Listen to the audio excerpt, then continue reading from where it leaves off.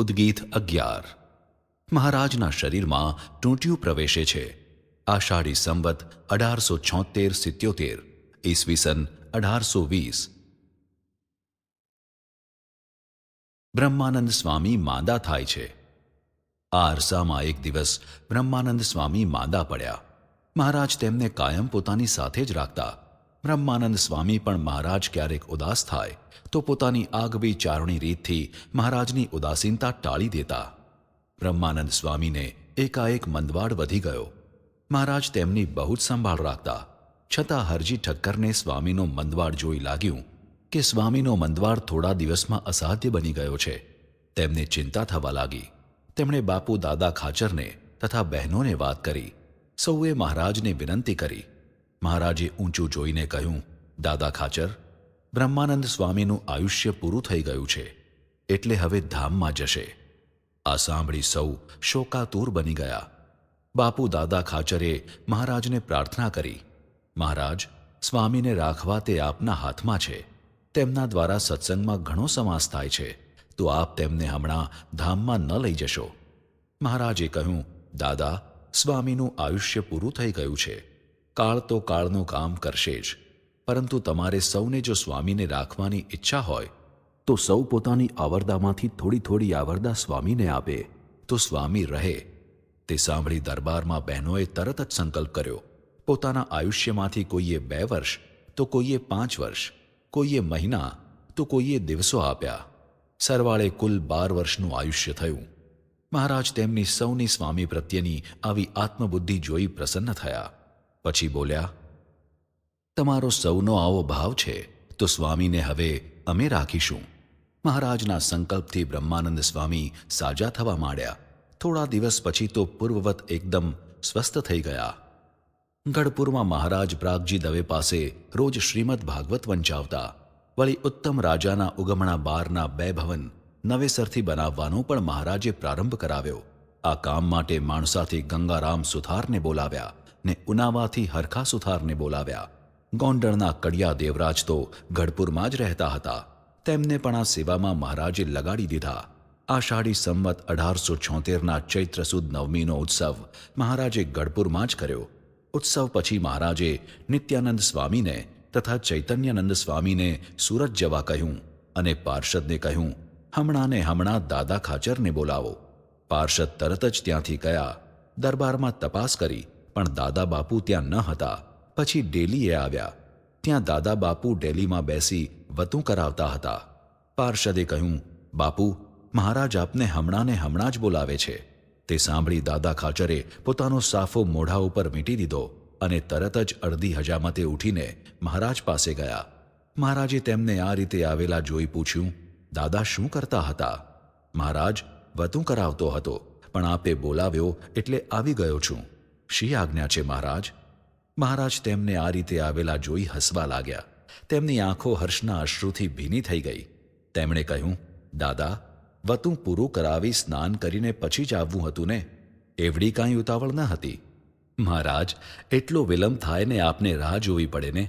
દાદા ખાચરે હાથ જોડી કહ્યું. મહારાજની પાસે જ સુખમુનિ, બ્રહ્માનંદ સ્વામી, મુક્તાનંદ સ્વામી સૌ બેઠા હતા. મહારાજે તેમના તરફ જોઈ કહ્યું, અમારી અનુવૃત્તિને આધીન થવાની દાદા ખાચરની તત્પરતા જોઈને, મહારાજ, આપની મૂર્તિ સિવાય એમના અંતરમાં બીજું કાંઈ જ નથી. મુક્તાનંદ સ્વામીએ કહ્યું, તેથી તો અમારે તેના કુટુંબની, તેના ગરાસની ચિંતા રાખવી પડે છે. મહારાજે કહ્યું. દાદા ખાચર હજુ હાથ જોડીને જ ઊભા રહ્યા હતા. મહારાજે તેમને કાંઈ કામ માટે બોલાવ્યા હશે તો તે શું હશે, તેના વિચારમાં તેઓ સ્થિર થઈને ઊભા હતા. મહારાજ દાદા ખાચરને રાજનીતિ સમજાવે છે. મહારાજે કહ્યું, દાદા, જાણે છે, બાપુ જીવા ખાચર હવે છેલ્લો દાવ રમી રહ્યા છે. તારો ગરાસ તેમને ઝૂંટવી લેવો છે. તારા દરબારમાં તેમને પોતાના નેજા ફરકાવવા છે. તમને સૌને ભૂંડા હાલે રઝળતા કરી દેવા છે. મહારાજ, મને કાંઈ જ ખબર નથી. બાપુ એવું કરે એ મારા માન્યામાં આવતું નથી.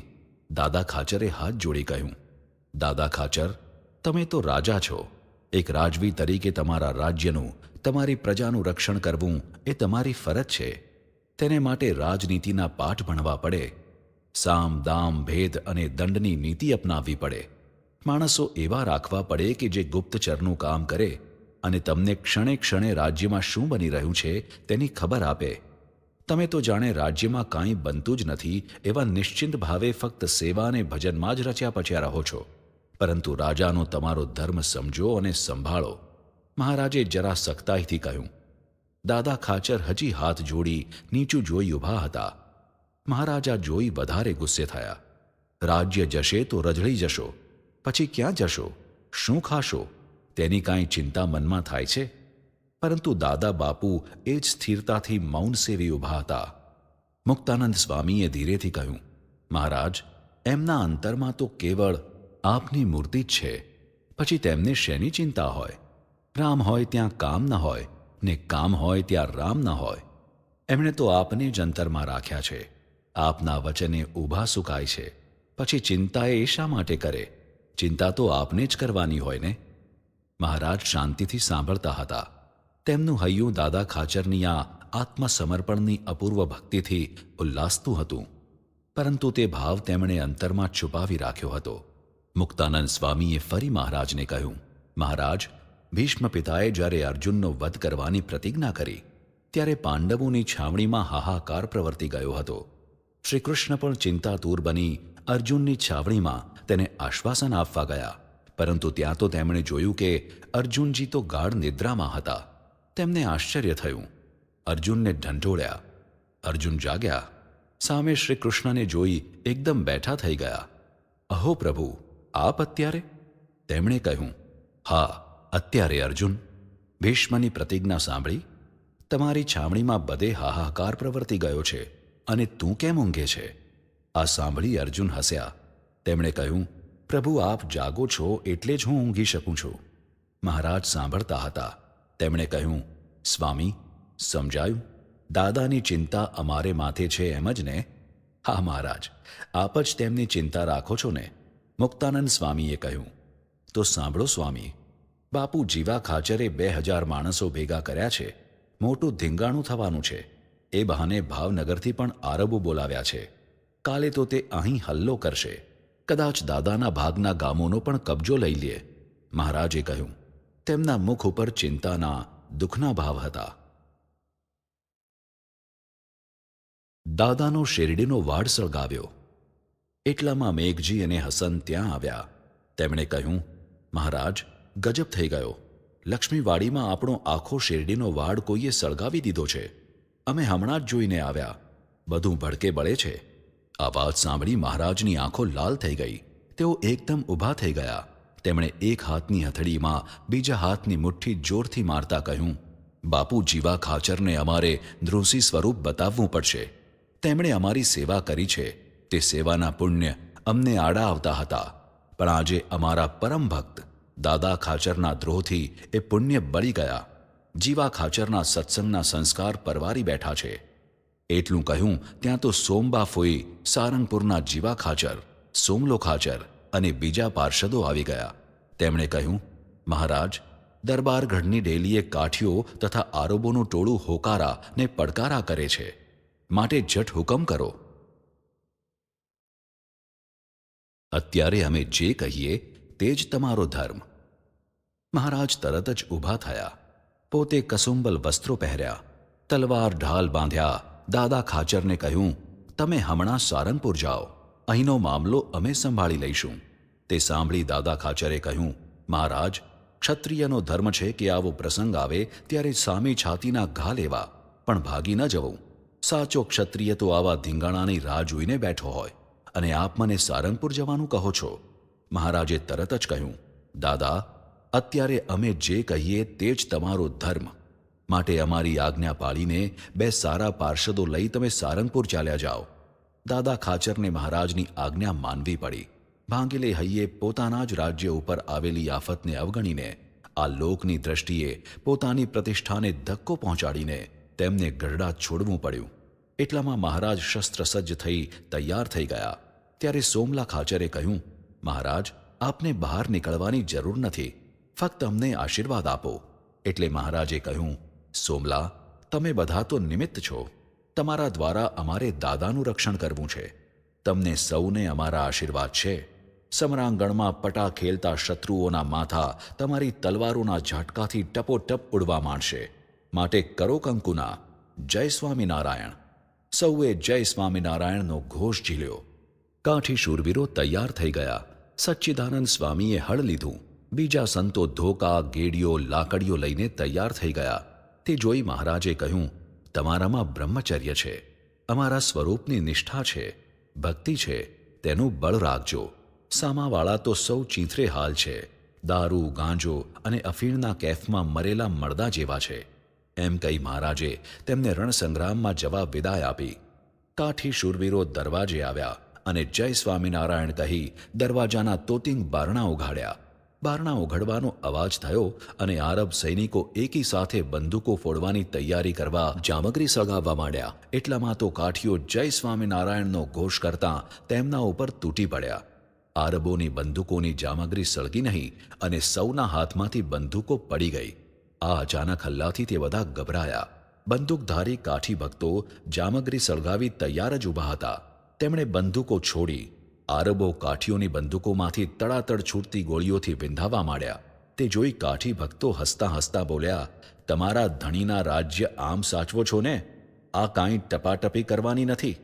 માથા વાળીને ખાતર પૂરેલ જમીનના મૂલ ચૂકવવાના છે. આરબો તથા તેમની સાથેના સૈનિકોને ભાગતા જોઈ સચ્ચિદાનંદ સ્વામી હળ લઈને તેમની પાછળ પડ્યા.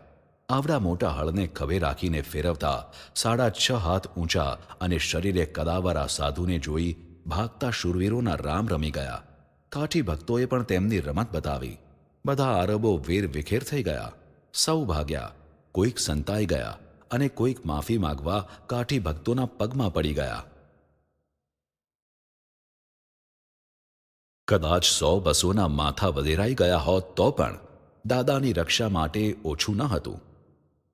તેમને સૌને જીત કરીને પાછા આવેલા જોઈ મહારાજ અતિ પ્રસન્ન થયા. તેમણે પૂછ્યું, પેલા ભાવરોનું શું થયું? સોમલા ખાચરે તરત જ કહ્યું, મહારાજ, એકે સામો થઈ શક્યો નથી. તેમની બંદૂકોનું બરિયાન સળગ્યું જ નહીં. એમાં અમે હલ્લો કર્યો એટલે તેમના હાથમાંથી બંદૂકો પડી ગઈ અને તેમનામાં ભંગાણ પડ્યું. મહારાજ તરત જ ઊભા થયા. બધા કાઠી ભક્તો અને પાર્ષદોના શરીર જોયા. મહારાજે કહ્યું, કોઈને એકે ઘા વાગ્યો નથી? ત્યારે સોમલા ખાચરે કહ્યું, મહારાજ, આ ભગુજીની તલવારના ઝપાટામાં જે આવી ગયા તે કોઈ સામો ઘા કરવા ઊભા જ ન રહ્યા. મહારાજ હસ્યા. તેમણે કહ્યું, એ તો ઠીક, પણ કદાચ 100-200ના માથા વધેરાઈ ગયા હોત તો પણ દાદા ખાચરની રક્ષા માટે ઓછું હતું. પરંતુ સૌ જાણતા હતા કે મહારાજની કૃપાથી કોઈનો પણ વાંકો વાળ થાય તેવું ન હતું. આ ઉપદ્રવ ક્ષમતા મહારાજે દાદાને ગઢપુર પાછા બોલાવી લીધા. દાદાને તો અમારા રખવાળા છે. એટલામાં જીવા ખાચર દોડતા આવ્યા. મહારાજ, બચાવો, બચાવો! આ વજેસંગ ઠાકોરે આ ભાવર મોકલ્યા અને ધીંગાણું અમારા આંગણામાં જ થયું. એ સાંભળી મહારાજ ઊભા થઈ ગયા. નાજા જોગિયાને કહ્યું, ઘોડી લાવો. ઘોડી આવી એટલે મહારાજ તે ઉપર બિરાજી જીવા ખાચરના દરબારમાં પધાર્યા. જીવા ખાચર તરત જ પાછળ આવ્યા. અહીં તેમણે ભાવરોને જોયા. તે જોઈ મહારાજે તેમને કહ્યું, બાપુ, આ ભાવર બધા તો તમારે આંગણે જ મહેમાન થઈને બેઠા છે અને તમે કહો છો કે ધીંગાણું તમારે ત્યાં થયું? એટલામાં અમુલાબાદ ત્યાં આવી ગયા. તેમણે કહ્યું, મહારાજ, માફ કરો, પણ આ બધા બાપુના જ કામા છે. તેમની મતિ બગડી છે અને દાદા બાપુનો ગરાસ પડાવી લેવાની પેરવી કરી રહ્યા છે. જીવા ખાચર કાંઈ બોલી શક્યા નહીં. તેમણે મહારાજ તરફ આડી નજરે જોયું. મહારાજે પણ પોતાની ભ્રુકુટી બાંકી કરી તેમને કહ્યું, બાપુ, હિરણ્યકશિપુ, રાવણ, કંસ, શિશુપાળ, કૌરવો એ બધાનું ભગવાન પાસે ન ચાલ્યું અને તમારું ચાલશે? દાદાને તો અમારા રખવાળા છે. તેનો કોઈ વાળ વાંકો કરી શકે તેમ નથી. તો તમારા સંકલ્પો પૂરા થશે. એટલું કહીને મહારાજ માણકી ઉપર ચઢ્યા. અમુલાબાએ કહ્યું, મહારાજ, છાશ પીતા જાઓ. અહીં પધાર્યા છો તો એમને એમ તો નહીં જવા દઉં. મહારાજે માણકીની લગામ પકડી રાખી. પછી બોલ્યા, અમુલા, દાદાના દરબારમાં આવજે. ત્યાં છાશ પીશું. અમે તો બાપુના કારસ્તાન જોવા આવ્યા હતા. એટલું કહી મહારાજ ત્યાંથી નીકળી ગયા. બીજે દિવસે દાદા ખાચર આવ્યા.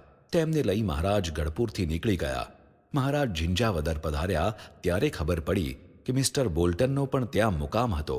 મહારાજે દાદા ખાચરને કહ્યું, તમે બોલ્ટન સાહેબને મળીને આવો, અમે કારિયાણી જઈએ છીએ. એમ કહી મહારાજ પાર્ષદો સાથે કારિયાણી પધાર્યા. દાદા ખાચર મહારાજની આજ્ઞા પ્રમાણે બોલ્ટન સાહેબને મળ્યા. તેમને જિંજાવદરમાં ખબર મળ્યા હતા કે દાદા ખાચરના ગરાસ ઉપર હુમલો આવ્યો હતો. તેથી તેમણે દાદા ખાચરને પૂછ્યું, તમારા ગરાસ ઉપર શાથી હુમલો આવ્યો હતો? કાંઈ આગળ પાછળનું વેર હતું કે લેણું વસૂલ કરવા માટેનો તકાદો હતો? દાદા ખાચરે કહ્યું, લેણું તો હવે અમારી પાસે કોઈનું રહ્યું નથી. જે ઓઘા છૂટ હતી તે પૂરી ભરપાઈ થઈ ગઈ છે. છતાં ગરાસની કેટલીક ઉપજનો હજુ નિકાલ થતો નથી, પરંતુ તે માટે હુમલો આવ્યો હતો એવું કહેવાય નહીં. અંદરના વિઘ્ન સંતોષીઓએ ઈર્ષાથી કર્યું હોય તેવું લાગે છે. દાદા ખાચરની સરળતાથી મિસ્ટર બોલ્ટનને તેમની સત્યનિષ્ઠા ઉપર ભરોસો બેઠો. તેમણે કહ્યું, આ બાબતમાં ઊંડા ઉતરી હું યોગ્ય તજવીજ જરૂર કરીશ. પછી દાદા ખાચર તરત જ કારિયાણી ગયા. ત્યાં મહારાજને બોલ્ટન સાહેબ સાથે થયેલી બધી વાત કરી. રામદાસ સ્વામી ધામમાં જવાનો સંકલ્પ કરે છે. મહારાજે વૈશાખ શુક્લમાં મુક્તાનંદ સ્વામીને વિચરણ કરવાની આજ્ઞા આપી. એટલે મુક્તાનંદ સ્વામી મહારાજની રજા લઈ નીકળ્યા. રામદાસ સ્વામી પાસે આવ્યા, તેમને દંડવત કર્યા અને કહ્યું, સ્વામી, મહારાજે આજ્ઞા કરી છે એટલે હું હવે વિચરણ કરવા જાઉં છું. એટલે રામદાસ સ્વામીએ કહ્યું, સ્વામી, હવે મારા દેહનો ભરોસો નથી. ફરી વખત મળીએ કે ન મળીએ, આ છેલ્લા જય શ્રી સ્વામિનારાયણ છે. મુક્તાનંદ સ્વામીની આંખમાં આ સાંભળી આંસુ આવી ગયા. તેમણે કહ્યું, સ્વામી, આપ એવો સંકલ્પ ન કરશો. આપ છો તેથી મહારાજને પણ અનુકૂળતા છે. પ્રસંગે પ્રસંગે મહારાજને આપ આપના અનુભવની વાતોથી સલાહથી રાજી રાખો છો, તેથી સત્સંગમાં સૌને શાંતિ છે. રામદાસ સ્વામીએ કહ્યું, દેહ રાખવું કે ન રાખવું એ તો મહારાજની ઈચ્છાને આધીન છે. મુક્તાનંદ સ્વામી સમજી ગયા કે સ્વામીને હવે દેહ તજવાની ઈચ્છા છે. તેઓ પણ ઉદાસ થઈ ગયા. સ્વામીએ તેમને આશીર્વાદ આપ્યા અને કહ્યું, હવે બધી જવાબદારી તમારી, માટે ધીરજ રાખજો. મુક્તાનંદ સ્વામી તથા અન્ય સંતોને મહારાજે રજા આપી. સ્વામી રામદાસ અશક્ત હોવાથી ગઢપુરમાં જ રહ્યા. તેમને જેઠ સુદ પાંચમને દિવસે સખત તાવ આવ્યો. છઠ્ઠને દિવસે તો અચાનક તેઓ અવાક બની ગયા. આથી નાજા જોગિયાને મહારાજને તેડી લાવવા કારિયાણી મોકલ્યા. નાજા જોગિયા સાંજે કારિયાણી પહોંચ્યા ત્યારે મહારાજ જમતા હતા. તેમને અચાનક આવેલા જોઈ મહારાજે તરત જ પૂછ્યું, નાજા, કેમ એકાએક? તેણે કહ્યું, મહારાજ, ભાઈ રામદાસ એકદમ માંદા થઈ ગયા છે. 2 દિવસ પહેલાં તાવ આવ્યો અને કાલથી તો સૂનમૂન થઈ ગયા છે. તેથી આપને તેડવા મને મોકલ્યો છે. મહારાજે કહ્યું, આપણે વહેલી સવારે નીકળીએ. મહારાજ પાર્ષદો સાથે વહેલી સવારે કારિયાણીથી મારતે ઘોડે નીકળ્યા અને 6 વાગે ગઢપુર પહોંચી ગયા. તરત જ મહારાજ સ્વામી રામદાસ પાસે આવ્યા. સ્વામી પલંગમાં સૂતા હતા. મહારાજ રામદાસ સ્વામી પાસે પધાર્યા તે વખતે તેઓ ઊંડા ઉતરી ગયા હતા. મહારાજે તેમને બોલાવ્યા કે તરત જ તેઓ જાગ્રત થઈ ગયા. મહારાજને સમીપમાં જ જોઈ તેમની આંખમાં હર્ષના અશ્રુ આવી ગયા. તેમણે મહારાજને કહ્યું, મહારાજ, હવે મારો સમય નજીક આવી ગયો છે, તેથી સર્વ સંતો તથા હરિભક્તોના દર્શન મારે કરવા છે. મારા અંતરમાં આપની ઝંખના હતી, તે દર્શન હવે થઈ ગયા. મહારાજે સૌને બોલાવ્યા. પછી તેમણે રામદાસ સ્વામીની નાડી જોઈ. નાડીના ધબકારા ધીમા હતા. પળી થોડી થોડી વારે નાડી બંધ પણ પડી જતી હતી. મહારાજે જાણી લીધું કે હવે સ્વામી રહેશે નહીં. મારે મહારાજની પૂજા કરવી છે. સૌ સંતો હરિભક્તો આવ્યા એટલે રામદાસ સ્વામીએ કહ્યું, મારે મહારાજની પૂજા કરવી છે, માટે ઉન્મત્ત ગંગાનું જળ મંગાવો. એક સુંદર રેશમી પિતાંબર લાવો અને ચંદન લાવો. તે પ્રમાણે બધી સામગ્રી આવી ગઈ. તેમણે મહારાજના ચરણારવિંદ ઉન્મત્ત ગંગાના જળથી ધોયા. મહારાજને રેશમી પિતાંબર પહેરવાની પ્રાર્થના કરી.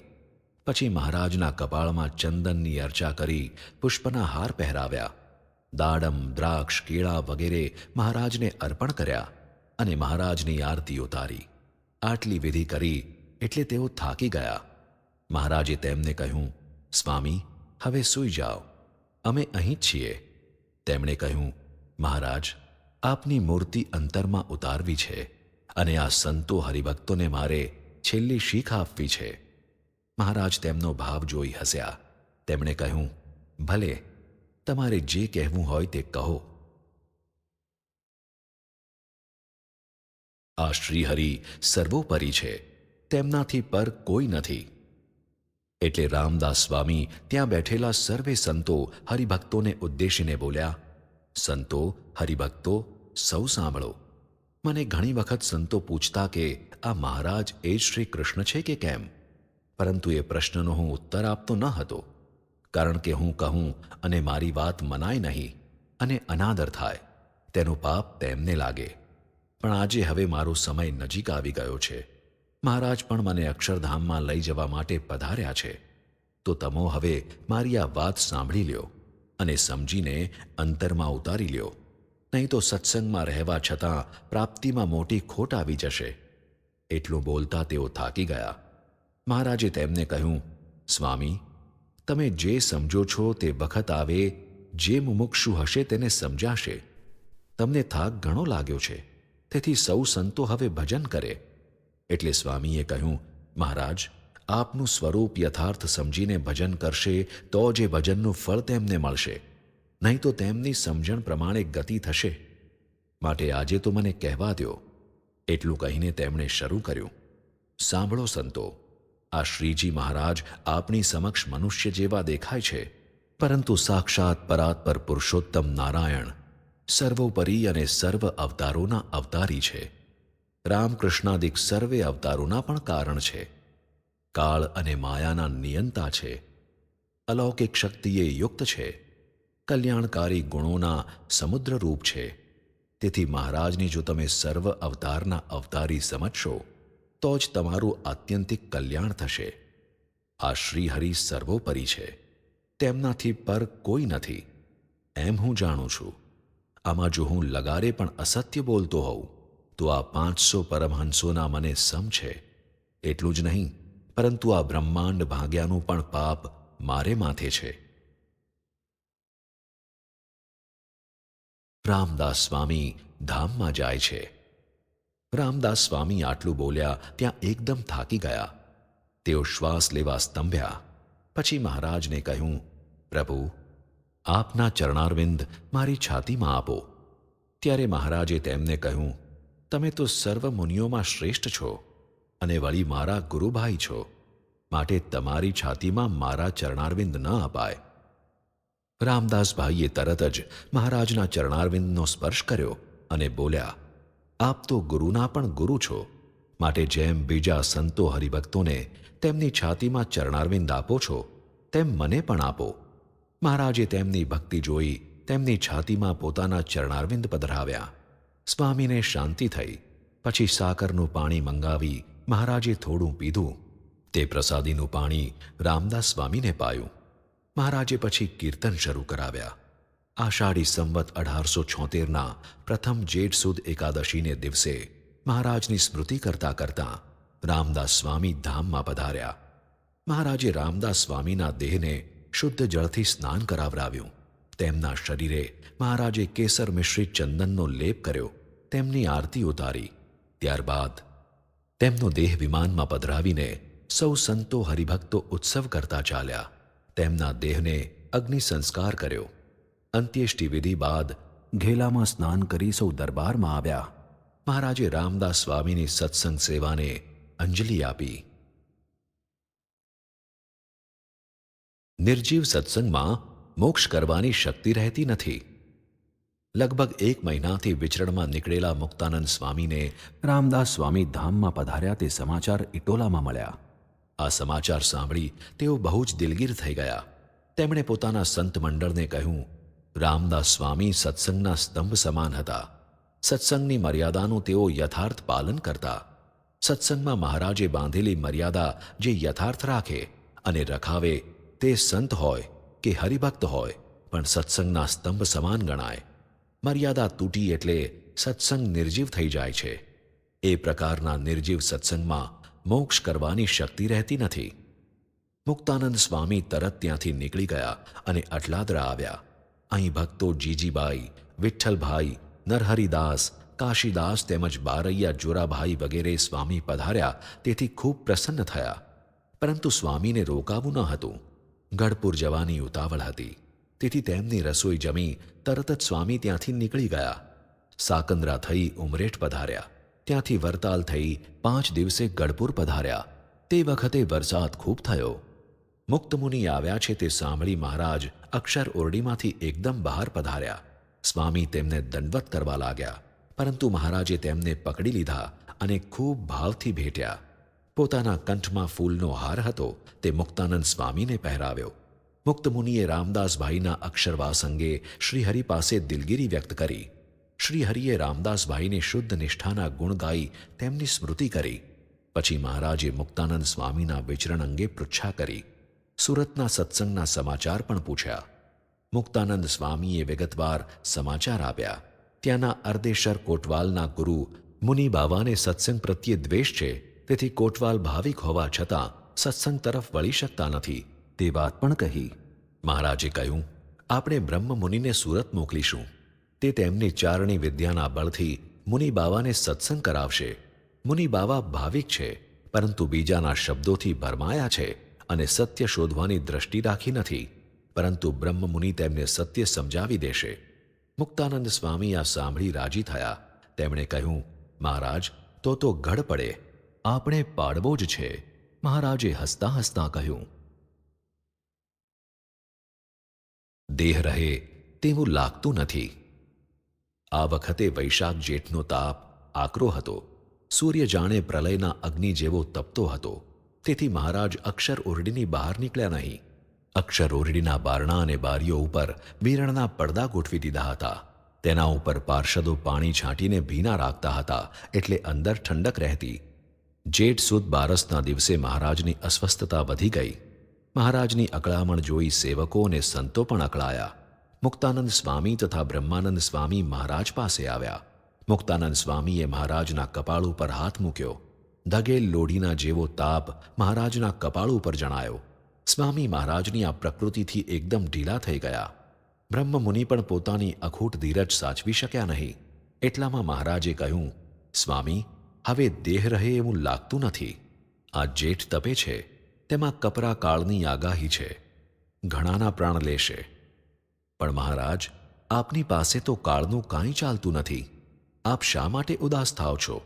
સ્વામીએ વિનંતી કરતા કહ્યું. પરંતુ મહારાજ કાંઈ બોલ્યા નહીં.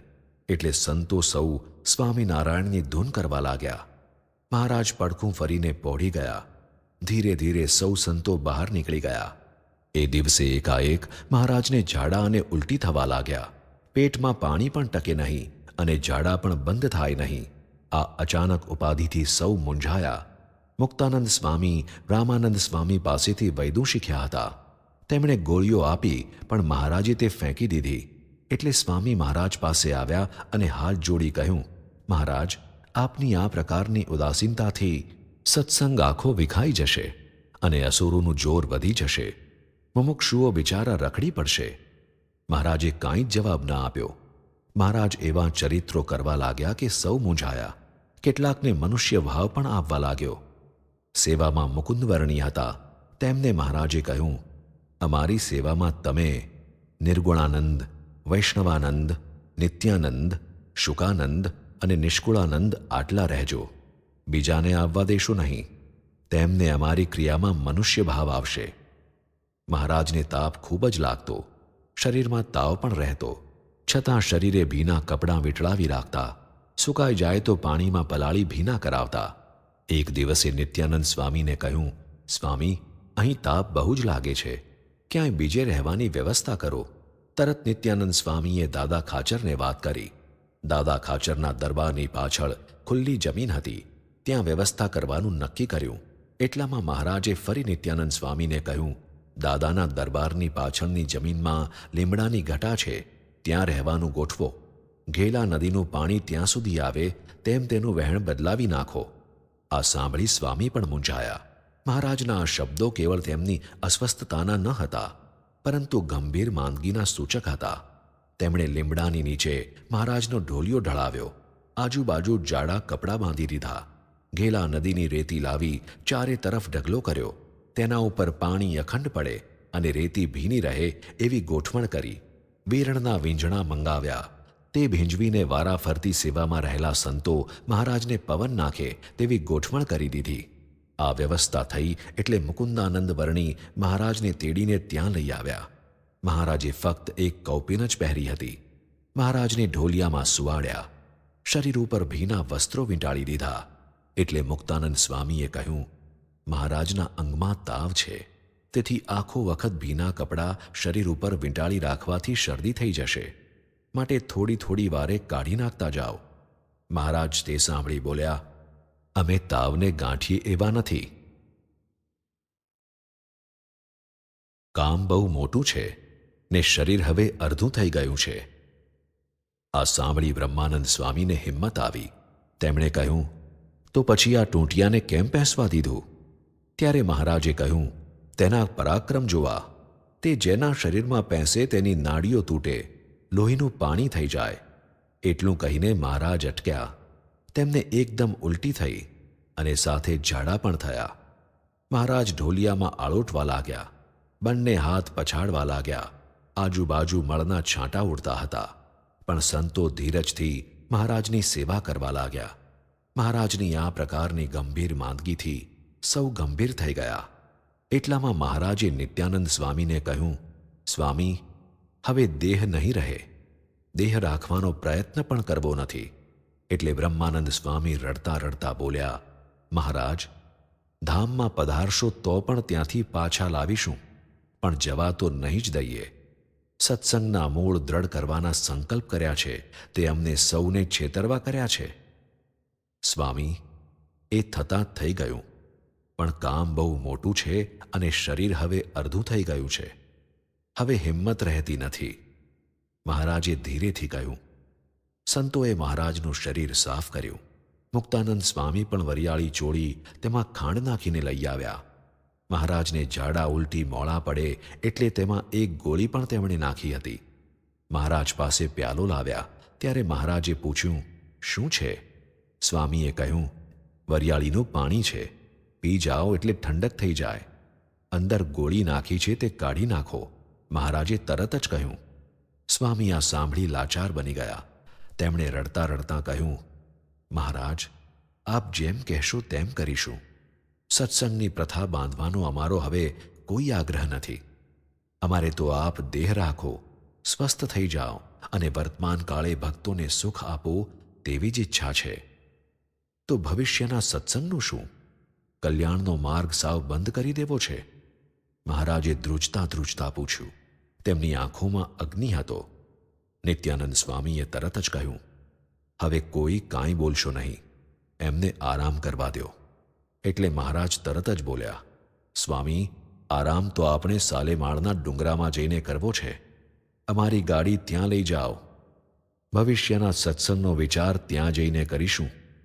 આ સાંભળી બધા શાંત થઈ ગયા. કોઈ કાંઈ બોલ્યું નહીં. મહારાજ પણ સૂનમૂન બની ગયા. વીરણના વીંઝણાના ઠંડા પવનથી મહારાજની આંખ ઘેરાવા લાગી. એટલે સૌ આજુબાજુ બેસી ગયા. બહાર પાર્ષદો મહારાજના તંબુની આજુબાજુ ચકલું પણ ન ફરકે તેનું ધ્યાન રાખતા હતા. જીવુબા, લાડુબા, દાદા ખાચર તેમજ સત્સંગીઓ તમામ મહારાજની આ માંદગીથી ઉદાસ થઈ ગયા હતા. કોઈએ અન્ન લીધું ન હતું. સૌ અખંડ માળા ફેરવતા હતા. મહારાજના તંબુ પાસેની રેતી ભીની રહે અને મહારાજને ઠંડક રહે તે માટે ભક્તો પાણી રેડતા હતા. બહેનો ઘેલામાંથી પાણીનો હેલો લઈ આવતી હતી. સૌનું ચિત્ત મહારાજના સ્વરૂપમાં ચોંટી ગયું હતું. ભૂખ તરસ બધું જ વિસરાઈ ગયું હતું. અમારે સાલેમાળના ડુંગરામાં જવું છે. મહારાજ અર્ધ નિંદ્રામાં હતા. તે જ અવસ્થામાં તેમણે બૂમ મારી, નિષ્કુળાનંદ ક્યાં ગયા? તરત જ સ્વામી ઊભા થઈ ગયા. મહારાજ પાસે હાથ જોડી કહ્યું, આ રહ્યો મહારાજ. અમારે સાલેમાળના ડુંગરામાં જવું છે તો ગાડી બનાવો. મહારાજે એ જ અવસ્થામાં કહ્યું, ભલે મહારાજ. એમ કહી નિષ્કુળાનંદ સ્વામી બહાર ગયા. થોડી વારે નિત્યાનંદ સ્વામી આવ્યા. તેમણે પૂછ્યું, નિષ્કુળાનંદ સ્વામી ક્યાં ગયા? એટલે મુકુંદાનંદ વર્ણીએ કહ્યું, મહારાજે ગાડું બનાવવા કહ્યું છે એટલે લાકડા ભેગા કરવા ગયા છે. આ સાંભળી નિત્યાનંદ સ્વામી બહાર ગયા. નિષ્કુળાનંદ સ્વામીને મળ્યા અને કહ્યું, સ્વામી, મહારાજ તો લીલા કરે છે, માટે સેવામાં જોડાઈ જાઓ. આપણે મહારાજને સમજાવી દઈશું. અમારામાં તમે અજ્ઞાન પરઠ્યું?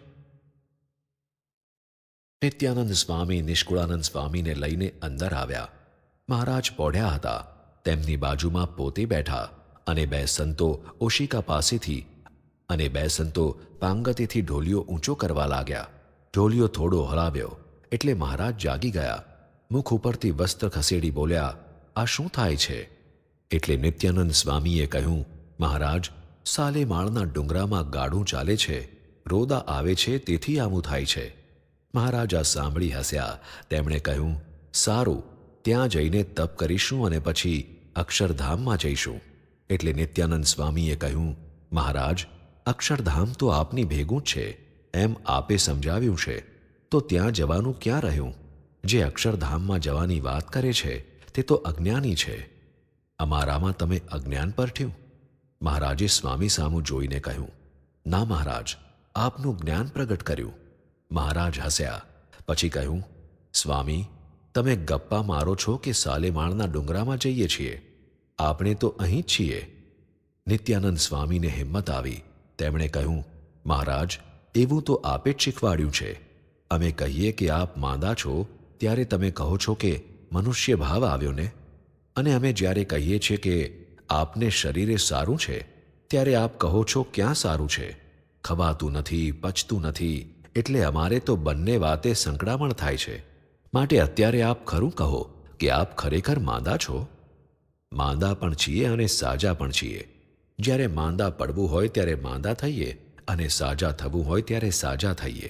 સહેજ હસતા હસતા ધીમે અવાજે મહારાજે કહ્યું, તો આ સમગ્ર સત્સંગને સુખ દેવા સાજા થઈ જાઓ ને. દરેકના અંતર આપની આવી ભારે માંદગી જોઈ રડે છે.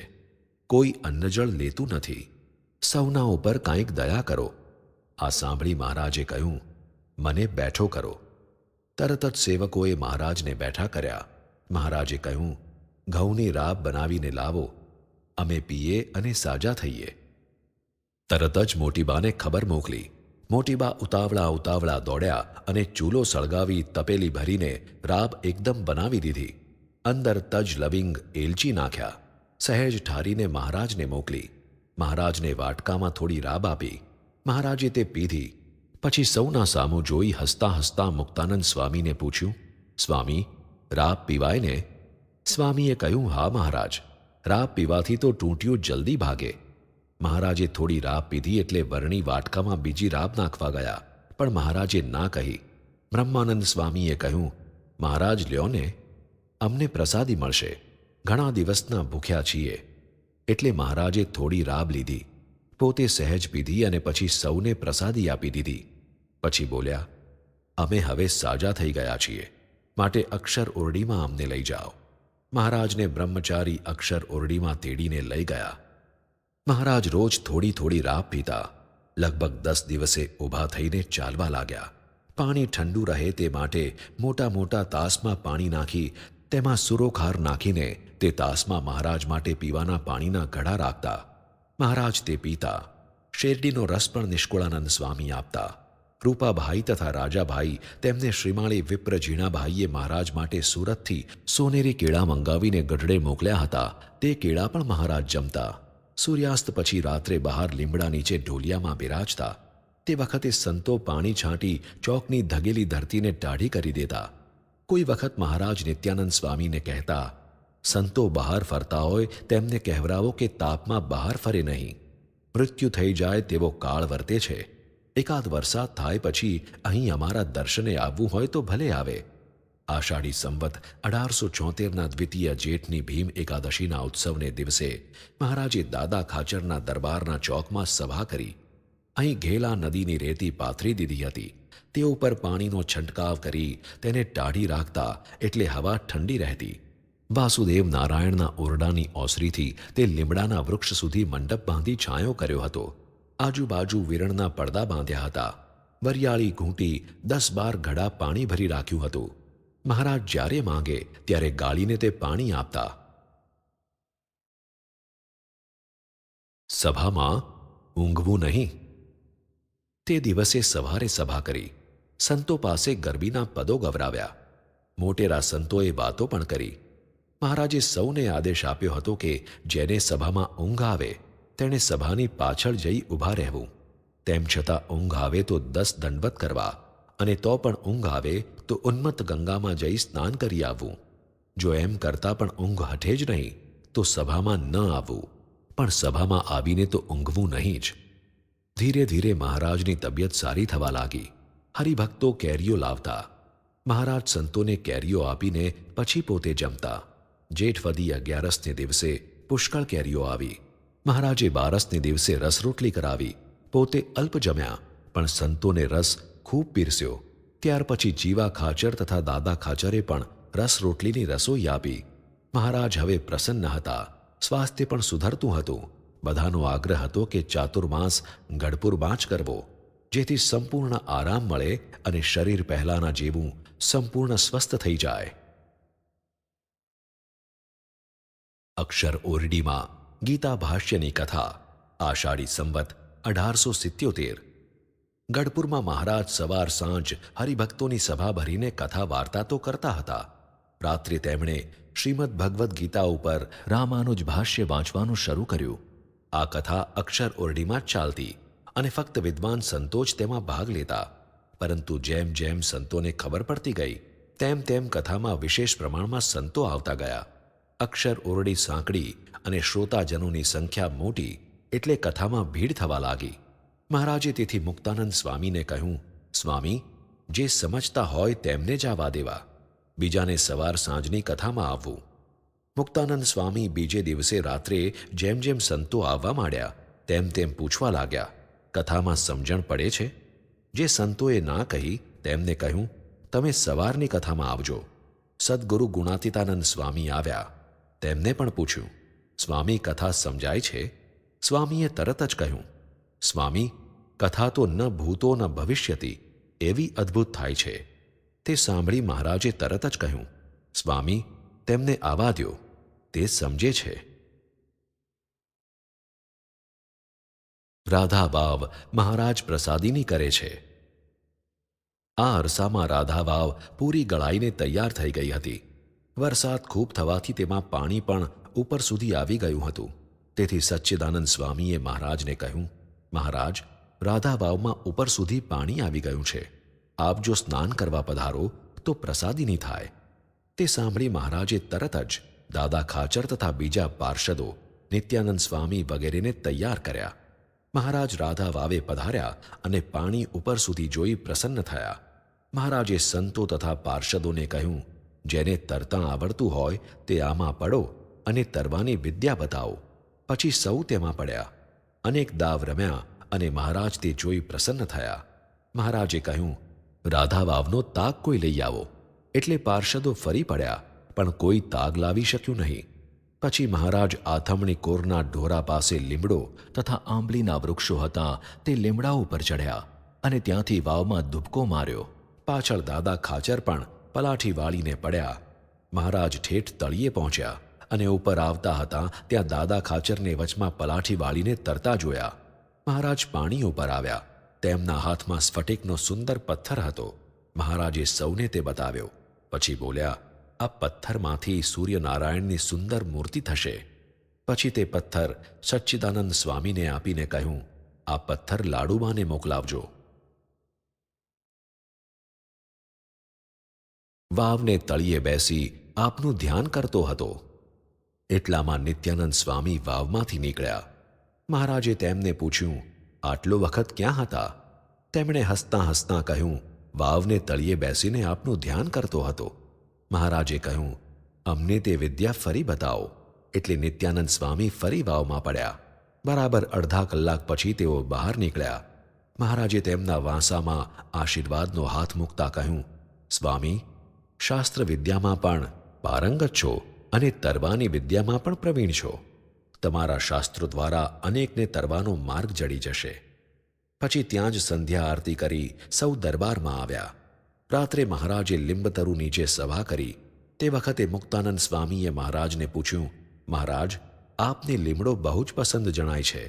અહીં પણ આ લીંબતરુ નીચે સભા કરો છો અને રાધાવાવ પધાર્યા તો ત્યાં પણ લીંબડાના વૃક્ષ ઉપરથી આપે વાવમાં દુબકો માર્યો. આંબલીનું વૃક્ષ પણ પાસે જ હતું. મહારાજ આ સાંભળી હસ્યા. મહારાજે કહ્યું, લીમડો છે કડવો, પણ રોગ કાઢે તેવો છે, તેથી અમને તે બહુ જ પ્રિય છે. અમારા વચન પણ લીમડાના રસની પેઠે કડવા છે, તે પાળવા કઠણ છે, પણ દેહ મૂક્યા પછી તે અક્ષરધામનું સુખ આપે તેવા છે. પરંતુ જે અમારા વચન લોપીને વિષય સુખ ભોગવે છે, તે સુખ હમણાં તો તેમને સાકર જેવા મીઠા લાગે છે, પણ ભવરોગ કાઢી શકતા નથી, અને દેહ મૂક્યા પછી ઘોરતમ નરકની યાતના ભોગવા આવે છે. વેદરસનો ગ્રંથ રચવાની આજ્ઞા. તે વખતે મહારાજે મુક્તાનંદ સ્વામીને કહ્યું, સ્વામી, આષાઢ બેઠો છે, આપની તબિયત બરોબર રહેતી નથી તો આપ થોડો સમય ગઢપુરમાં જ રહો, અને અહીં રહીને સંતો શુદ્ધ વર્તે તે માટે આપણે જે પંચવ્રતનો પ્રબંધ કર્યો છે તે ઉપર અમે એક મોટો પત્ર લખ્યો છે. તેના આધારે એક ગ્રંથ ચોપાઈ છંદમાં તમો તૈયાર કરો. તે ગ્રંથને વેદ રહસ્યનું નામ આપજો. મુક્તાનંદ સ્વામી મહારાજની રુચિ સમજી ગયા. સત્શાસ્ત્રોના શ્રવણથી જીવની જીવદશાનું પરિવર્તન. આષાઢી સંવત 1877ની સાલ બેસી ગઈ હતી. મહારાજ ગઢપુરમાં જ બિરાજતા હતા. આથી સારંગપુરથી જીવા ખાચર, તેમની પુત્રી દેવકુબા, તેમજ પુત્રો વાઘા ખાચર, અમરા ખાચર તથા રાઠોડ દાદલ, તેની પુત્રી માલુબા, પૂજા ખાચર વગેરે ગઢપુર આવી ગયા હતા. તેમને લોભ હતો મહારાજને સારંગપુર તેડી જવાનો, અને ત્યાં પણ ઉત્સવો ઉજવાય, દેશ દેશના હરિભક્તો આવે અને સેવા ભક્તિનો તેમને લાભ મળે. મહારાજે તેમને પૂછ્યું ત્યારે તેમણે કહ્યું, પ્રભુ, આપને સારંગપુર પધારવા આમંત્રણ આપવા આવ્યા છીએ. મહારાજે તેમને કહ્યું, સારંગપુર અમે જરૂર આવીશું. કૃષ્ણ જન્માષ્ટમીનો ઉત્સવ ત્યાં કરીશું, પરંતુ અહીં હમણાં પુરાણોની કથા ચાલે છે, તેથી હમણાં તો આવી શકાશે નહીં. જીવા ખાચર આ સાંભળી ઉદાસ થઈ ગયા, એટલે મહારાજે તેમને કહ્યું, બાપુ, તમે પણ અહીં રોકાઓ અને પુરાણોની કથાનો લાભ લ્યો. સત્શાસ્ત્રોના શ્રવણનું બંધાણ થઈ જાય તો જીવની જીવદશા ટળી જાય અને સહેજે બ્રહ્મનો દેહ બંધાઈ જાય. મહારાજની આજ્ઞા સાંભળી બાપુએ તેમના મનના તમામ સંકલ્પો બંધ કરી દીધા. તેમની આવી સરળતા જોઈ મહારાજ પ્રસન્ન થઈ ગયા. તેમણે કહ્યું, અંતરમાં ઉદ્ભવેલા શુભ સંકલ્પો પણ અમારા વચને બાપુએ ટાળી દીધા, તેથી તેમનું હૈયું ઠરીને હિમ જેવું થઈ ગયું. ભક્તોમાં આવી સરળતા હોય તો હૈયાના વલોપાત બંધ થઈ જાય અને અંતરમાં અખંડ શાંતિ વર્તે. અમને પણ ભીડો ઓછો પડે.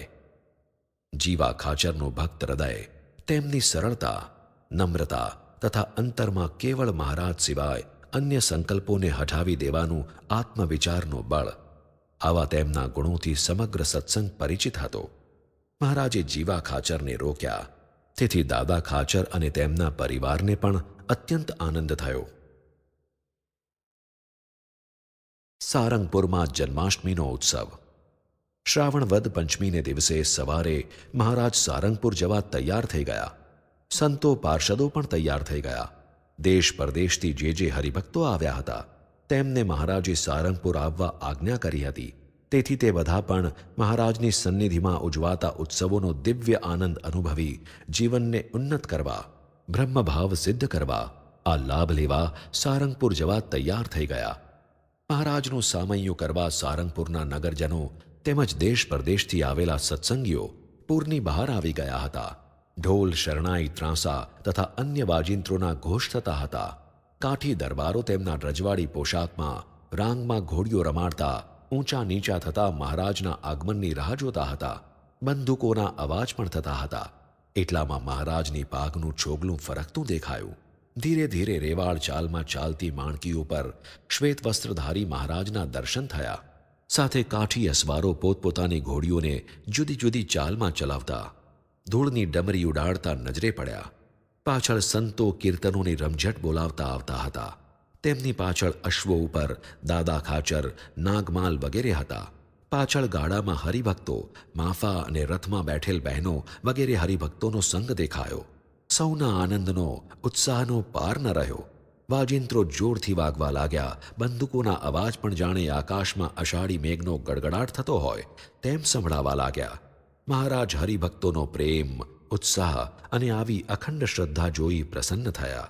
સૌના દેહભાવ જાણે ટળી ગયા હોય તેમ મહારાજના દર્શન કરવા, તેમની વાતો સાંભળવા, સેવા કરવા સૌ તત્પર બની ગયા હતા. શ્રદ્ધાનું આ મૂળભૂત અંગ છે. મહારાજના સંબંધે હરિભક્તોમાં આ પ્રકારની તીવ્ર શ્રદ્ધાના સંસ્કારો જાગૃત થઈ ગયા હતા. મહારાજે સારંગપુરમાં પ્રવેશ કર્યો અને સીધા જ જીવા ખાચરના ભવનમાં પધાર્યા. અન્ય કાઠી દરબારો તથા હરિભક્તોના ઉતારા માટે તમામ વ્યવસ્થા જીવા ખાચરે કરી રાખી હતી. તેઓ સૌ પોતપોતાને ઉતારે ગયા. જન્માષ્ટમી આવી. જન્માષ્ટમીના વ્રતનો ઉપવાસ હતો. તેથી આગલી રાત્રે સંઘના તમામ હરિભક્તોને જમાડવાની વ્યવસ્થા કરી દીધી. મહારાજ માટે પણ દેવુબા તથા રાઠોડ દાદલની પુત્રી માલુબાએ થાળ તૈયાર કરી રાખ્યો હતો. મહારાજ થાળ જમ્યા અને પ્રસાદી જીવા ખાચરને તથા રાઠોડ દાદલને આપી. જમ્યા પછી સભાની કેવી વ્યવસ્થા કરી હતી તે જોવા મહારાજ પધાર્યા. સારંગપુર નગરની બહાર વહેતી ફલ્ગુ નદી અને પાદરે વહેતી ઉતાવળી નદી વચ્ચેના વિશાળ પટાંગણમાં મહારાજની આજ્ઞા અનુસાર મંડપ બાંધી દીધો હતો. સ્ત્રી પુરુષોને બેસવાની અલગ વ્યવસ્થા કરી હતી. મહારાજની આજ્ઞા હતી કે સંતોમાં જે વૃદ્ધ હોય, વિદ્વાન હોય તેમને આગળ બેસાડવા, હરિભક્તોમાં જે પ્રતિષ્ઠિત હોય કે વૃદ્ધ હોય તેમને પણ આગળ બેસાડવા. શાસ્ત્ર મર્યાદા અનુસારનો આ વિવેક હતો. તેનું ઉલ્લંઘન કદી ન કરવું. આ મર્યાદાનું ઉલ્લંઘન જો થઈ જાય તો વિઘ્ન આવે. રામાનંદ સ્વામીનો જન્મોત્સવ ઉજવવો છે. મહારાજ રાત્રે સભામાં પધાર્યા અને મંચ ઉપર બિરાજ્યા.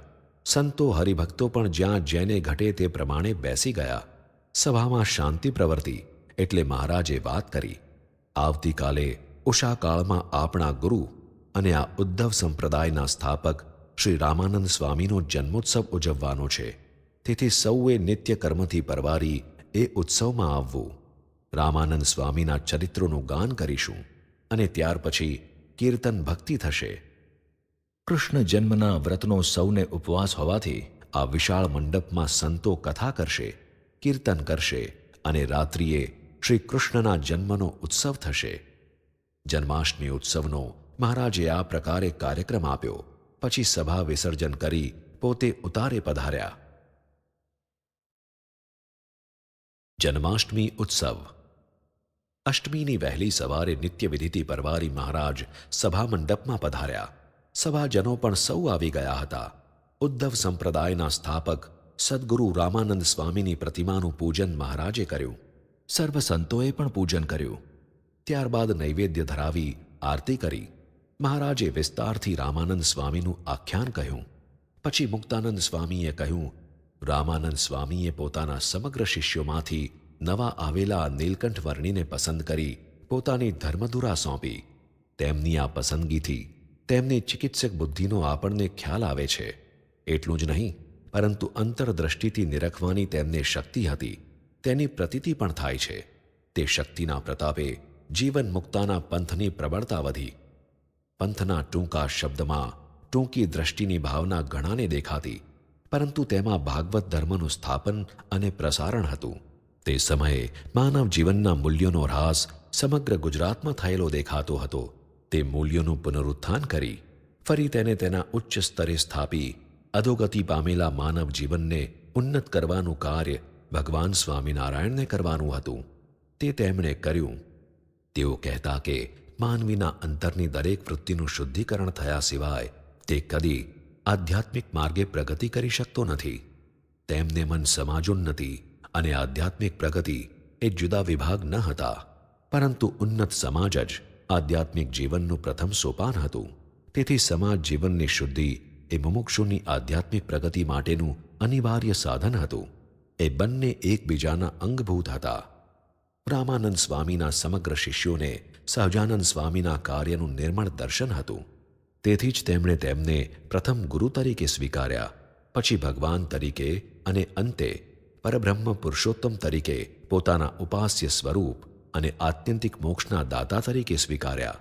સમજણના આ ક્રમાંતરમાં જેને કુશાગ્ર બુદ્ધિ હોય તેને જ બ્રહ્મની પ્રાપ્તિ થાય છે.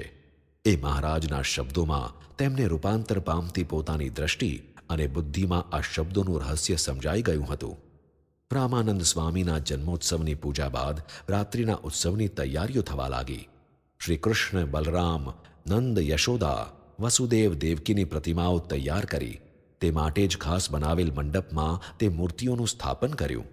રાત્રે ફલ્ગુ નદીના પવિત્ર જળે મૂર્તિઓને સ્નાન કરાવી પંચામૃતથી અભિષેક કર્યો. ત્યારબાદ મહાપૂજાનો મંગલવિધિ શરૂ કર્યો. બ્રાહ્મણો વેદ મંત્રોનો પાઠ કરતા હતા.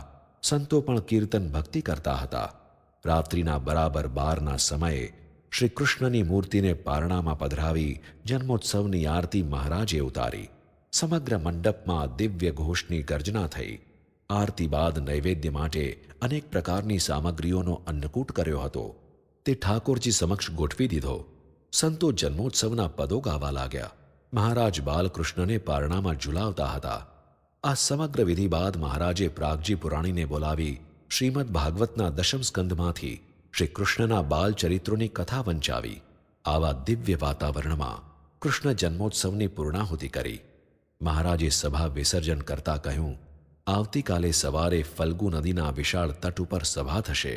સૌ પ્રાતઃવિધિથી પરવાનીને સભામાં આવજો. ભાગવત ધર્મનું રહસ્ય. બીજે દિવસે સભામાં સૌ સંતો હરિભક્તો આવી ગયા. મહારાજ પણ શ્વેત વસ્ત્રો ધારણ કરી પધાર્યા અને ખાસ તૈયાર કરેલા મંચ ઉપર બિરાજમાન થયા. ઉત્સવને અંતે હરિભક્તોને જ્ઞાનામૃત રૂપી ભોજન પીરસવું જોઈએ. તેથી મહારાજે શરૂઆત કરતા કહ્યું, અમે પૃથ્વી ઉપર ભાગવત ધર્મનું પ્રસ્થાપન કરવા માટે જ પ્રગટ થયા છીએ. આ ભાગવત ધર્મને એકાંતિક ધર્મ પણ કહે છે અને તેના 2 પ્રકાર છે. એક નિવૃત્તિ ધર્મ અને બીજો પ્રવૃત્તિ ધર્મ. બંને પ્રકારના ધર્મ જો ભગવાનના સંબંધે સહિત હોય, અર્થાત નિવૃત્તિમાં કે પ્રવૃત્તિમાં ભગવાન સંબંધી જ કાર્ય થતું રહેતું હોય, તો તે ભાગવત ધર્મ કહેવાય. તે ધર્મના આચરણથી જ જીવનો મોક્ષ થાય. પરંતુ ભગવાનનો સંબંધ જો ન રહે તો તે કેવળ બાહ્યાચાર રૂપી ધર્મ કહેવાય. તે પ્રકારના ધર્મના પાલનથી લોકોમાં પ્રતિષ્ઠા વધે, પરંતુ આત્યંતિક કલ્યાણ તો ન જ થાય. જે વિદ્વાન હોય, બુદ્ધિશાળી હોય, તેને જ આ રહસ્ય સમજાય. તે સિવાય તો નિવૃત્ત ધર્મ સ્વીકારેલા સંતોને મંદિર નિર્માણની પ્રવૃત્તિ કરતા જોઈને તેમના ત્યાગમાં દોષ દેખાય, અને જે કેવળ નિવૃત્તિ પકડીને બેસી રહેતા હોય તેને વિશે તેમને ભાવ થાય. આવું વિચારનારા બુદ્ધિશાળી નથી અને સાચા કર્મયોગનું રહસ્ય પણ સમજતા નથી. સંગ્રહમાં વિગ્રહ છે. મહારાજના શબ્દો સબીજ હતા. તેમની વાતમાં ભગવાનનો સંબંધ હતો. તે સંબંધથી જ કર્મ માત્ર નિર્ગુણ બની જતા અને અન્ય લૌકિક કર્મની જેમ જીવને બંધનરૂપ થતા નહીં. વિદ્વાનોને મહારાજની વાતનું રહસ્ય સમજાયું કે સાચો કર્મયોગ ભગવાન સંબંધી કર્મ કરવા એ જ છે. પછી મહારાજે કહ્યું, કૃષ્ણ જન્મોત્સવ પૂરો થયો, પરંતુ જન્મોત્સવને અંતે શ્રી કૃષ્ણની પૂજા સૌએ કરવી જોઈએ. માટે સૌ પૂજા કરી આવતીકાલે ભોજન લઈ વિદાય થજો. અમે તો અહીં ઋષિ પંચમી સુધી રોકાવાના છીએ. તેથી જેમને વિશેષ સમાગમનો લાભ લેવો હોય તેમને રોકાવાની છૂટ છે. આ સાંભળી કેટલાક ભાવિક ભક્તોએ પ્રાર્થના કરતા કહ્યું, હે મહારાજ, આ કૃષ્ણ જન્મોત્સવનો સમગ્ર ખર્ચ બાપુ જીવા ખાચરે ઉપાડ્યો અને આપને પ્રસન્ન કરી લીધા છે. હવે આપ જ્યાં સુધી અહીં રોકાવ ત્યાં સુધીના તમામ ખર્ચની સેવામાં જો અમને ભાગ આપો તો અમે પણ કૃતાર્થ થઈએ. મહારાજ તેમનો ભાવ જોઈ પ્રસન્ન થયા અને દરેકની 1 દિવસની રસોઈ ગોઠવી દીધી. હરિભક્તોએ પૂજન કર્યું અને રૂપિયાના ઢગલા થયા. તે જોઈ મહારાજે કહ્યું, આપણે અહીં રહેશું ત્યાં સુધી બ્રહ્મભોજન પણ થશે, તો બ્રાહ્મણોને દક્ષિણા આપવામાં આ નાણાં ઉપયોગમાં આવશે. મહારાજને સંગ્રહ ગમતો નહીં. સંગ્રહમાં વિગ્રહ છે એવું તેઓ કહેતા. છતાં જેને જરૂરિયાત છે તેને પૂરતું મળી રહે તે પ્રકારની વ્યવસ્થા કરવી, તેમાં જ સાચી માનવતા છે. વળી બ્રાહ્મણો ભગવાનનું મુખ કહેવાય, તેથી તેમને જમાડવા, દક્ષિણા આપવી એ મહારાજને ગમતું. આનંદ સ્વામીને અમદાવાદમાં મંદિર કરવાની આજ્ઞા. બીજે દિવસે મહારાજે આનંદ સ્વામીને બોલાવીને કહ્યું, સ્વામી, તમો અમદાવાદ જાઓ અને આપણને અંગ્રેજ સરકાર તરફથી જે જગ્યા મળી છે તે ઉપર શિખરબદ્ધ મંદિર તૈયાર કરો. આપણે તેમાં નરનારાયણ દેવ પધરાવવા છે. આ બ્રહ્માંડની ઉત્પત્તિ થઈ તેમાં પ્રથમ નરનારાયણનો અવતાર થયો, પરંતુ નરનારાયણ દેવને કોઈ નરનારી જાણતા નથી કે તે કેવા છે. અમારે તેમને પ્રસિદ્ધ કરવા છે. ભરતખંડમાં તે મુખ્ય દેવ છે, તેમને અમારે ભરતખંડમાં સ્થાપવા છે. આનંદાનંદ સ્વામી મહારાજની આજ્ઞા સાંભળી રહ્યા.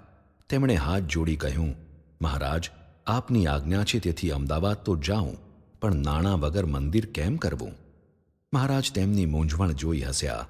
તેમણે કહ્યું, એ તો અમદાવાદના હરિભક્તો સેવા કરશે અને મંદિર થઈ જશે. પરંતુ આનંદ સ્વામીના મુખ ઉપર આ ખુલાસાથી કંઈ તાજગી દેખાણી નહીં. તેથી મહારાજે ત્યાં બેઠેલા ભગાદોશીને કહ્યું, શેઠ, તમે તો બોટાદના નગર શેઠ છો. ભાવનગર રાજ્યના દરબારમાં તમારું સારું એવું માન છે. તમારી આ લોકની મોટાઈમાં અમારી ભક્તિથી પરલોકની મોટાઈ પણ ભળી છે. તમે ભક્તોમાં અગ્રેસર છો. મહારાજ એક ધારું બોલે જતા હતા તે સાંભળી ભગાદોશી હસ્યા. તેમણે કહ્યું, મહારાજ, અમારા કાઠિયાવાડમાં એવો રિવાજ છે કે કોઈ કામ કઢાવવું હોય ત્યારે મૌન નાખીને વાતની શરૂઆત કરે. એટલે મારે આપને વિનંતી કરવાની કે આપને શી આજ્ઞા કરવાની છે તે કહો. મહારાજ આ સાંભળી હસ્યા. તેમણે કહ્યું, વાણિયા ચતુર્જાત કહેવાય એટલે થોડામાં સમજી જાય. આપણે આનંદ સ્વામીને અમદાવાદ મંદિર કરવા મોકલીએ છીએ, પણ તે નાણાં વગર મૂંઝાય છે, એટલે થોડા નાણાંની સગવડતા હમણાં કરી આપો.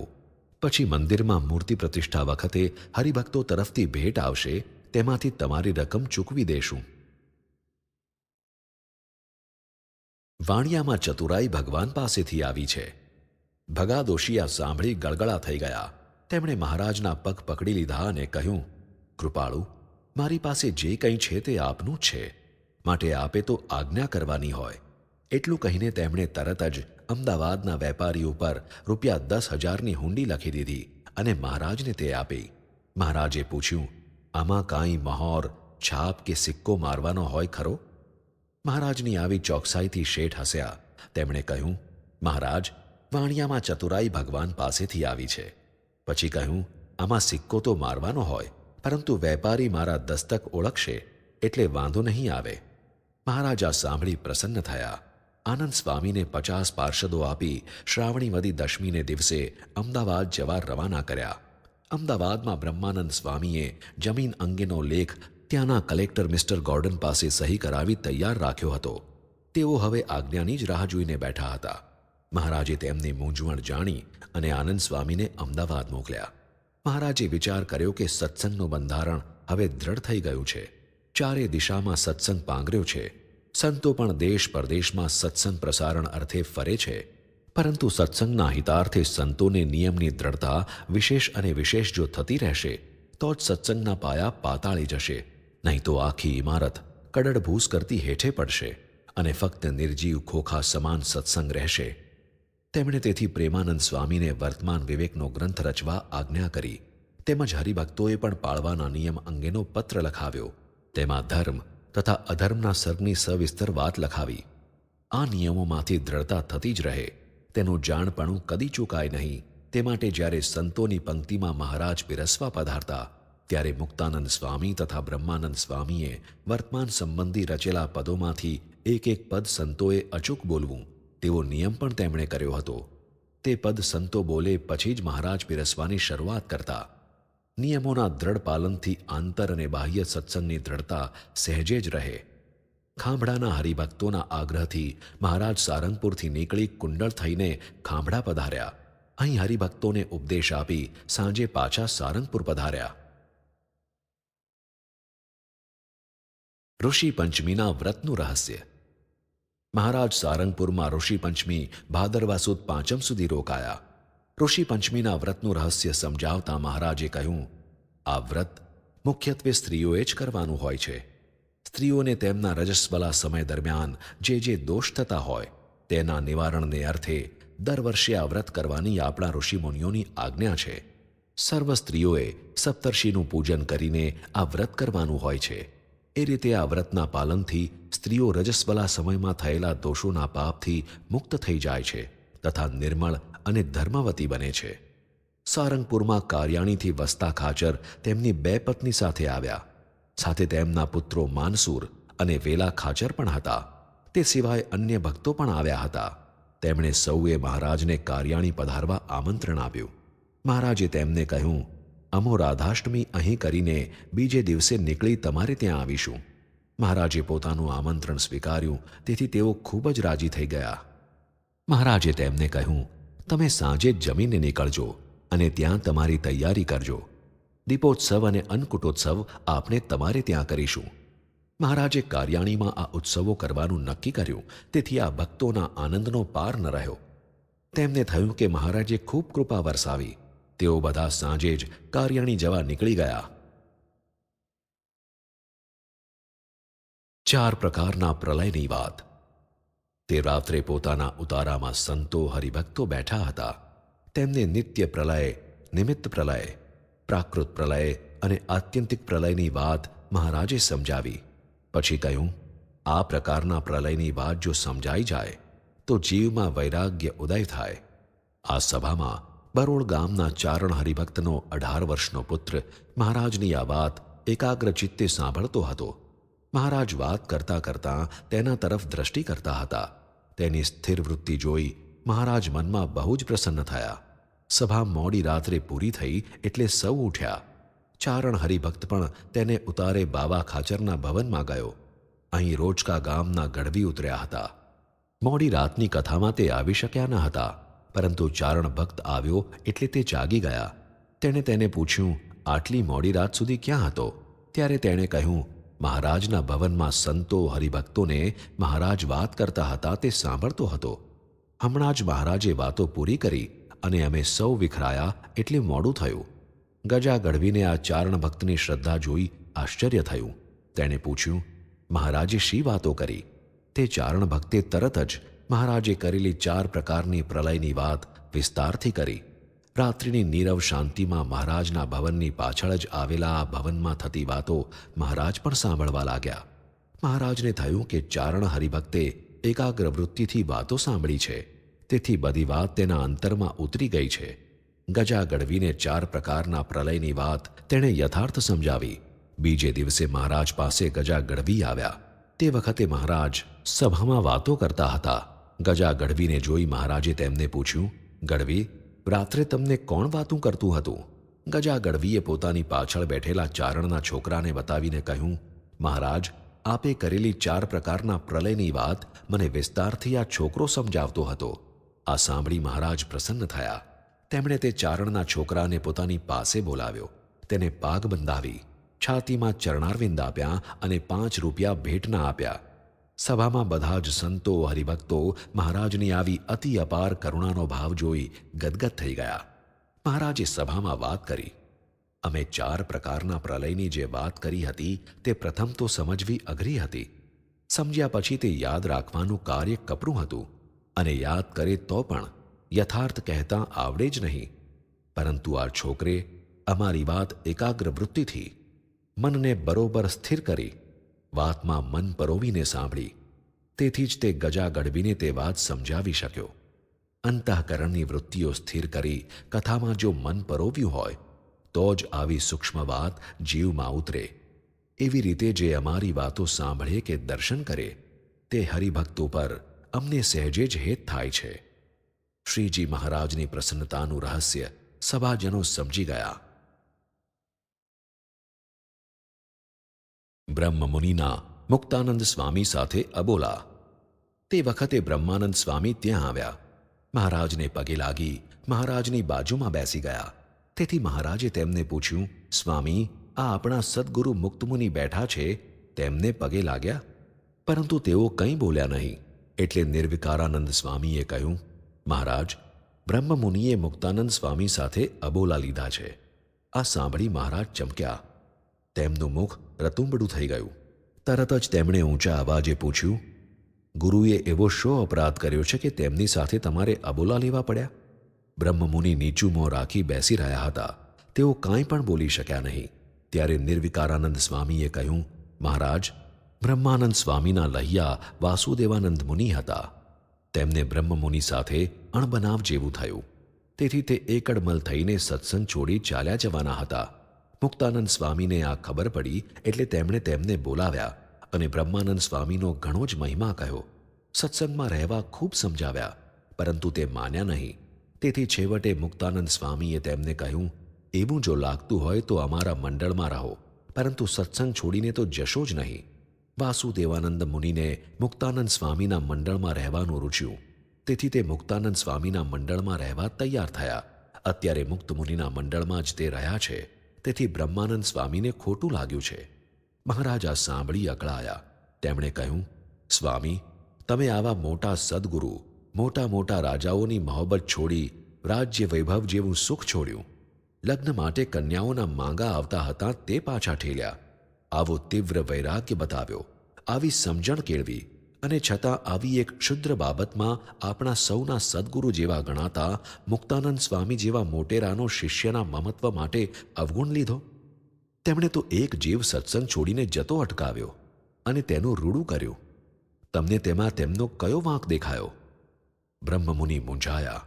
એટલામાં દૂર બેઠેલા જીવુબાએ હસતા હસતા કહ્યું, સાધુમાં પણ ચેલા માટે આવું મમત્વ હોય છે. મુક્તાનંદ સ્વામી જેવા સદ્ગુરુનો અવગુણ તેથી જ આવે. એવાને તો સાધુ જ કેમ કહેવાય? બ્રહ્માનંદ સાંભળી ચમક્યા. તેમને થયું કે આ ટોણાનો હવે જવાબ તો આપવો જ જોઈએ. તેમણે મહારાજને હાથ જોડી કહ્યું, મહારાજ, આમાં મારો કાંઈ જ વાંક નથી. મને ગઢપુરમાં મંદવાડ આવ્યો તે પહેલાં મારી સાધુતામાં મેં કોઈ એબ આવવા દીધી ન હતી. દરેકનો મહિમા મારા અંતરમાં હતો, પરંતુ મારા અસાધ્ય મંદવાડથી આપે જ કહ્યું હતું કે મારું આયુષ્ય પૂરું થઈ ગયું છે. મને વધુ રાખવાની ઈચ્છા હરિભક્તોને હતી, તેથી આપની આજ્ઞા અનુસાર સૌએ મને થોડું થોડું આયુષ્ય પોતાની આવરદામાંથી આપ્યું. તેમાં કોઈ વટકણી બાઈનું આયુષ્ય મને મળી ગયું હશે, એટલે મારા ભાવમાં ફેર પડી ગયો અને સાધુતા લજવાણી. બ્રહ્માનંદ સ્વામીના આ શબ્દો સાંભળી સૌ હસી પડ્યા. જીવુબાને લાગ્યું કે સ્વામીએ ટોણાનો ઉત્તર ભારે આપી દીધો.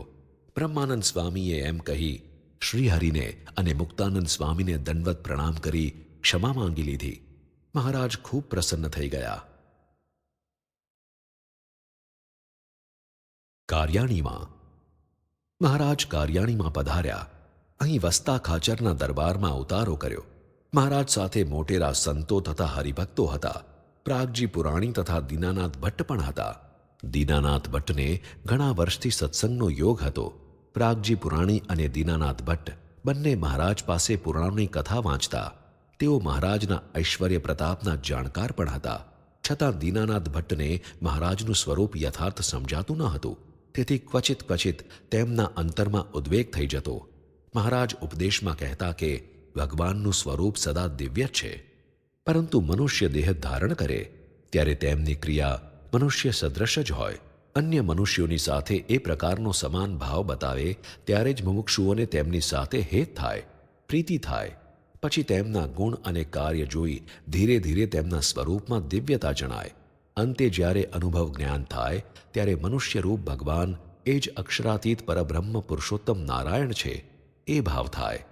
દીનાનાથ ભટ્ટ મહારાજની વાત સાંભળતા. શાસ્ત્રોમાં પણ આવા જ શબ્દો આવતા તે પણ વિચારતા.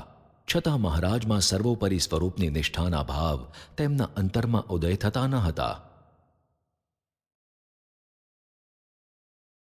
અંતે સ્વરૂપ નિષ્ઠાની જીત થશે. પ્રાગજી દવે સરળ હતા, વિશ્વાસુ હતા, તેથી તેમને મહારાજના સ્વરૂપની નિષ્ઠા અંતરમાં દ્રઢ હતી. પરંતુ તેમના અંતરમાં સંસાર પ્રત્યે આસક્તિ હતી. ગૃહસ્થાશ્રમ માણવાની ઈચ્છા હતી, તેથી ઘણીવાર એવા વિચારોમાં તે ચડી જતા. તેમની રસના ઇન્દ્રિય પણ તીવ્ર હતી. સંસારના આ બે વિષમ વિષય તેને વિહ્વળ બનાવી દેતા. મહારાજ ઘણીવાર રમૂજમાં ટકોર કરી દેતા, પરંતુ પુરાણીના અંતરમાં આસક્તિના આ ભાવ રૂઢ બની ગયા હતા. મહારાજ કહેતા, પુરાણીના અંતરમાં નિષ્ઠા પણ છે અને આ પ્રકારની આસક્તિ પણ છે, પરંતુ અંતે સ્વરૂપ નિષ્ઠાની જીત થશે. મહારાજ માટે અહીં સુરતના હરિભક્ત જાદવજી છપ્પર પલંગ લાવ્યા હતા. તે ઉપર રેશમી ગાદલું બિછાવ્યું હતું. સફેદ ચાદર પાથરી હતી. સફેદ તકિયો ગોઠવ્યો હતો. લાલ મશરૂના ઢીચણિયા મૂક્યા હતા અને પલંગની ચારેકોર સોનેરી કસબના સેજબંધ લટકતા હતા.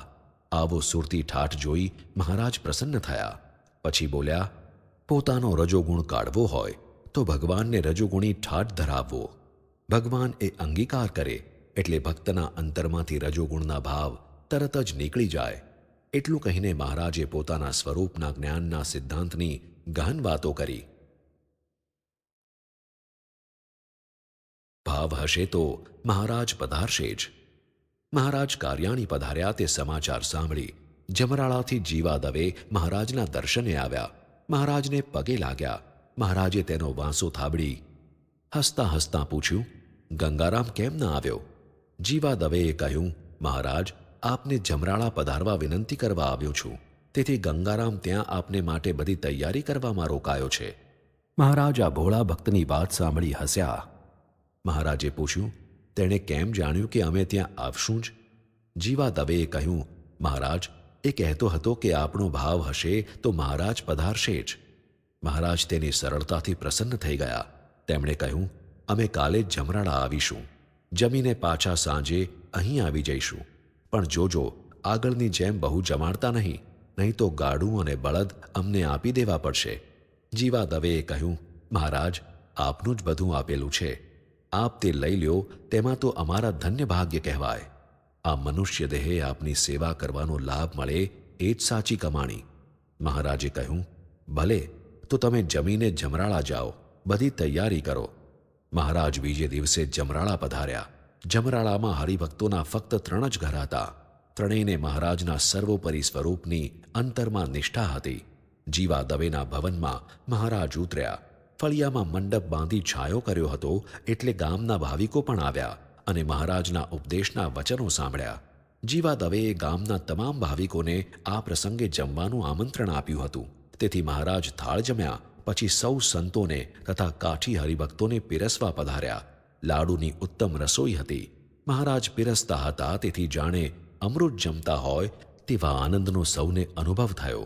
ગ્રામજનો પણ સ્વામિનારાયણ ભગવાન પોતે પીરસવા પધાર્યા તેથી આશ્ચર્ય અનુભવવા લાગ્યા.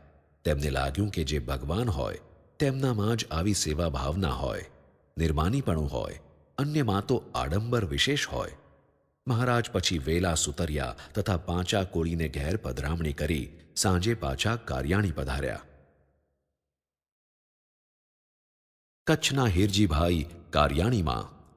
બીજે જ દિવસે કચ્છથી સુંદરજી સુથારના ભાઈ હિરજી સુથાર મહારાજના દર્શને આવ્યા. મહારાજ તેમને જોઈ બહુ રાજી થયા. મહારાજે કહ્યું, હિરજીભાઈ, આટલે છેટેથી આવવાનો દાખલો બહુ કર્યો. હિરજીભાઈએ કહ્યું, મહારાજ, આપ કચ્છમાં ઘણા વર્ષથી પધાર્યા નથી એટલે અમારે તો અંતરમાં આપના લીલા ચરિત્રોનું સ્મરણ કરીને જ દિવસો વિતાવવાના રહ્યા. આપના દિવ્ય લીલા ચરિત્રોના ભાવ અંતરમાં આપની દિવ્ય મૂર્તિની સ્મૃતિ કરાવતા. તેથી અંતર ઘણા વખતથી ખેંચાતું હતું. છેવટે રહેવાયું નહીં એટલે ઘેરથી નીકળી ગયા. મહારાજ તેમની વાત શાંતિથી સાંભળતા હતા. પછી મહારાજે કહ્યું, જેમ છેટું પડે તેમ દર્શનની તાણ વધુ રહે, પ્રેમ પણ વધે. માટે આવ્યા છો તો હવે પૂરેપૂરો લાભ લઈને જ જજો. અમે અહીં દશેરા, દિવાળી અને અન્નકૂટના ઉત્સવો કરવાના છીએ એટલે તે બધા ઉત્સવો કરીને જ પછી કચ્છમાં જવાનું રાખજો. આપ અંતર્ધાન થશો પછી મોક્ષની આ રીત ચાલુ રહેશે. હિરજીભાઈ મહારાજની વાત સાંભળી અત્યંત રાજી થઈ ગયા. તેમણે નક્કી કરી લીધું કે આવા દિવ્ય ઉત્સવોનો લાભ લઈ મહારાજના નવીન ચરિત્રોથી અંતર સભર બનાવી દેવું. તેમણે મહારાજને પૂછ્યું, મહારાજ, આપની અપાર દયાનો અમે તો તાક કાઢી શકીએ તેમ નથી. આપની એ દયાના ભાવથી જ અમે જીવી રહ્યા છીએ. આપ તો અંતર્યામી સ્વરૂપે બ્રહ્માંડ પ્રત્યે વ્યાપીને રહ્યા છો અને અત્યારે મુમુક્ષુ જીવોના કલ્યાણને અર્થે મનુષ્ય જેવા થઈને પ્રગટ થયા છો. તેથી અમને સૌને આપના સ્વરૂપનું અમારા અંતરમાં સુખ આવે છે. આપના શરણે જે જીવો આવ્યા છે તેમનો આપે મોક્ષ કર્યો છે. પરંતુ મોક્ષની આ રીત આપના અંતર્ધાન થશો પછી પણ ચાલુ રહેશે કે કેમ? હિરજીભાઈનો આ પ્રશ્ન મુદ્દાનો હતો. મહારાજને તે ગમ્યો.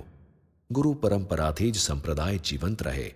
તેમને થયું કે હિરજીભાઈ કચ્છના રાજ્યનું કારભારું કરે છે એટલે તેમનામાં વ્યવહારિક બુદ્ધિ તો છે જ, પરંતુ મોક્ષ માર્ગમાં પણ તેમની બુદ્ધિ પહોંચે છે.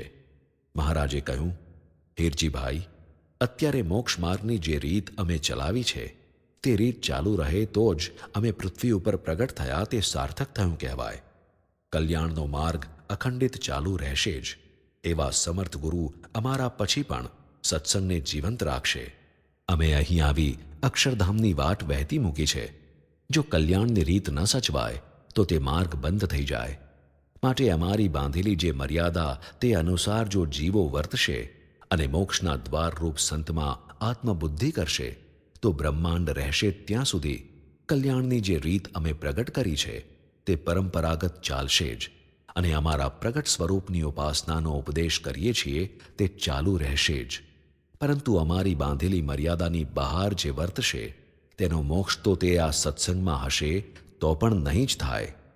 એટલું કહીને મહારાજ અટક્યા. પછી ફરી બોલ્યા, હિરજીભાઈ, આ સત્સંગમાં જેને પ્રતીતિ આવી છે અને મોટા સંત આગળ જે પોતાને તે સંતના ચરણની રજતુલ્ય સમજતો હશે અને સંત હરિભક્તોનો મહિમા સમજશે તો તે હરિભક્તનું કલ્યાણ જરૂર થશે. સત્સંગમાં ભગવાન પ્રગટ છે તેમ તેમના પરમ ભાગવત સંતના આશ્રય મોક્ષ પણ પ્રગટ જ છે.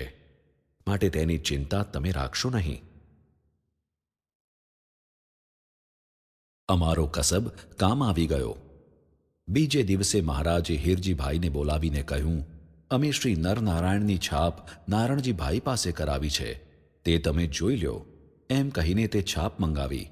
હિરજીભાઈએ તે જોઈને કહ્યું, મહારાજ, આ તો અમારા જ હાથનો કસબ છે. તમારી કૃપાથી જ નરનારાયણના યથાર્થ સ્વરૂપનું આ છાપમાં આલેખન નારણજીભાઈ કરી શક્યા છે. નારણજીભાઈના ભાઈ દેવરામ તથા મારા ભાઈ સુંદરજીના દીકરા રાઘવજી બંને સુંદરજીભાઈ પાસેથી આ કસબ શીખ્યા હતા. દેવરામ પાસે નારણજીભાઈ શીખ્યા અને આપની સેવામાં અમારો કસબ કામ આવી ગયો.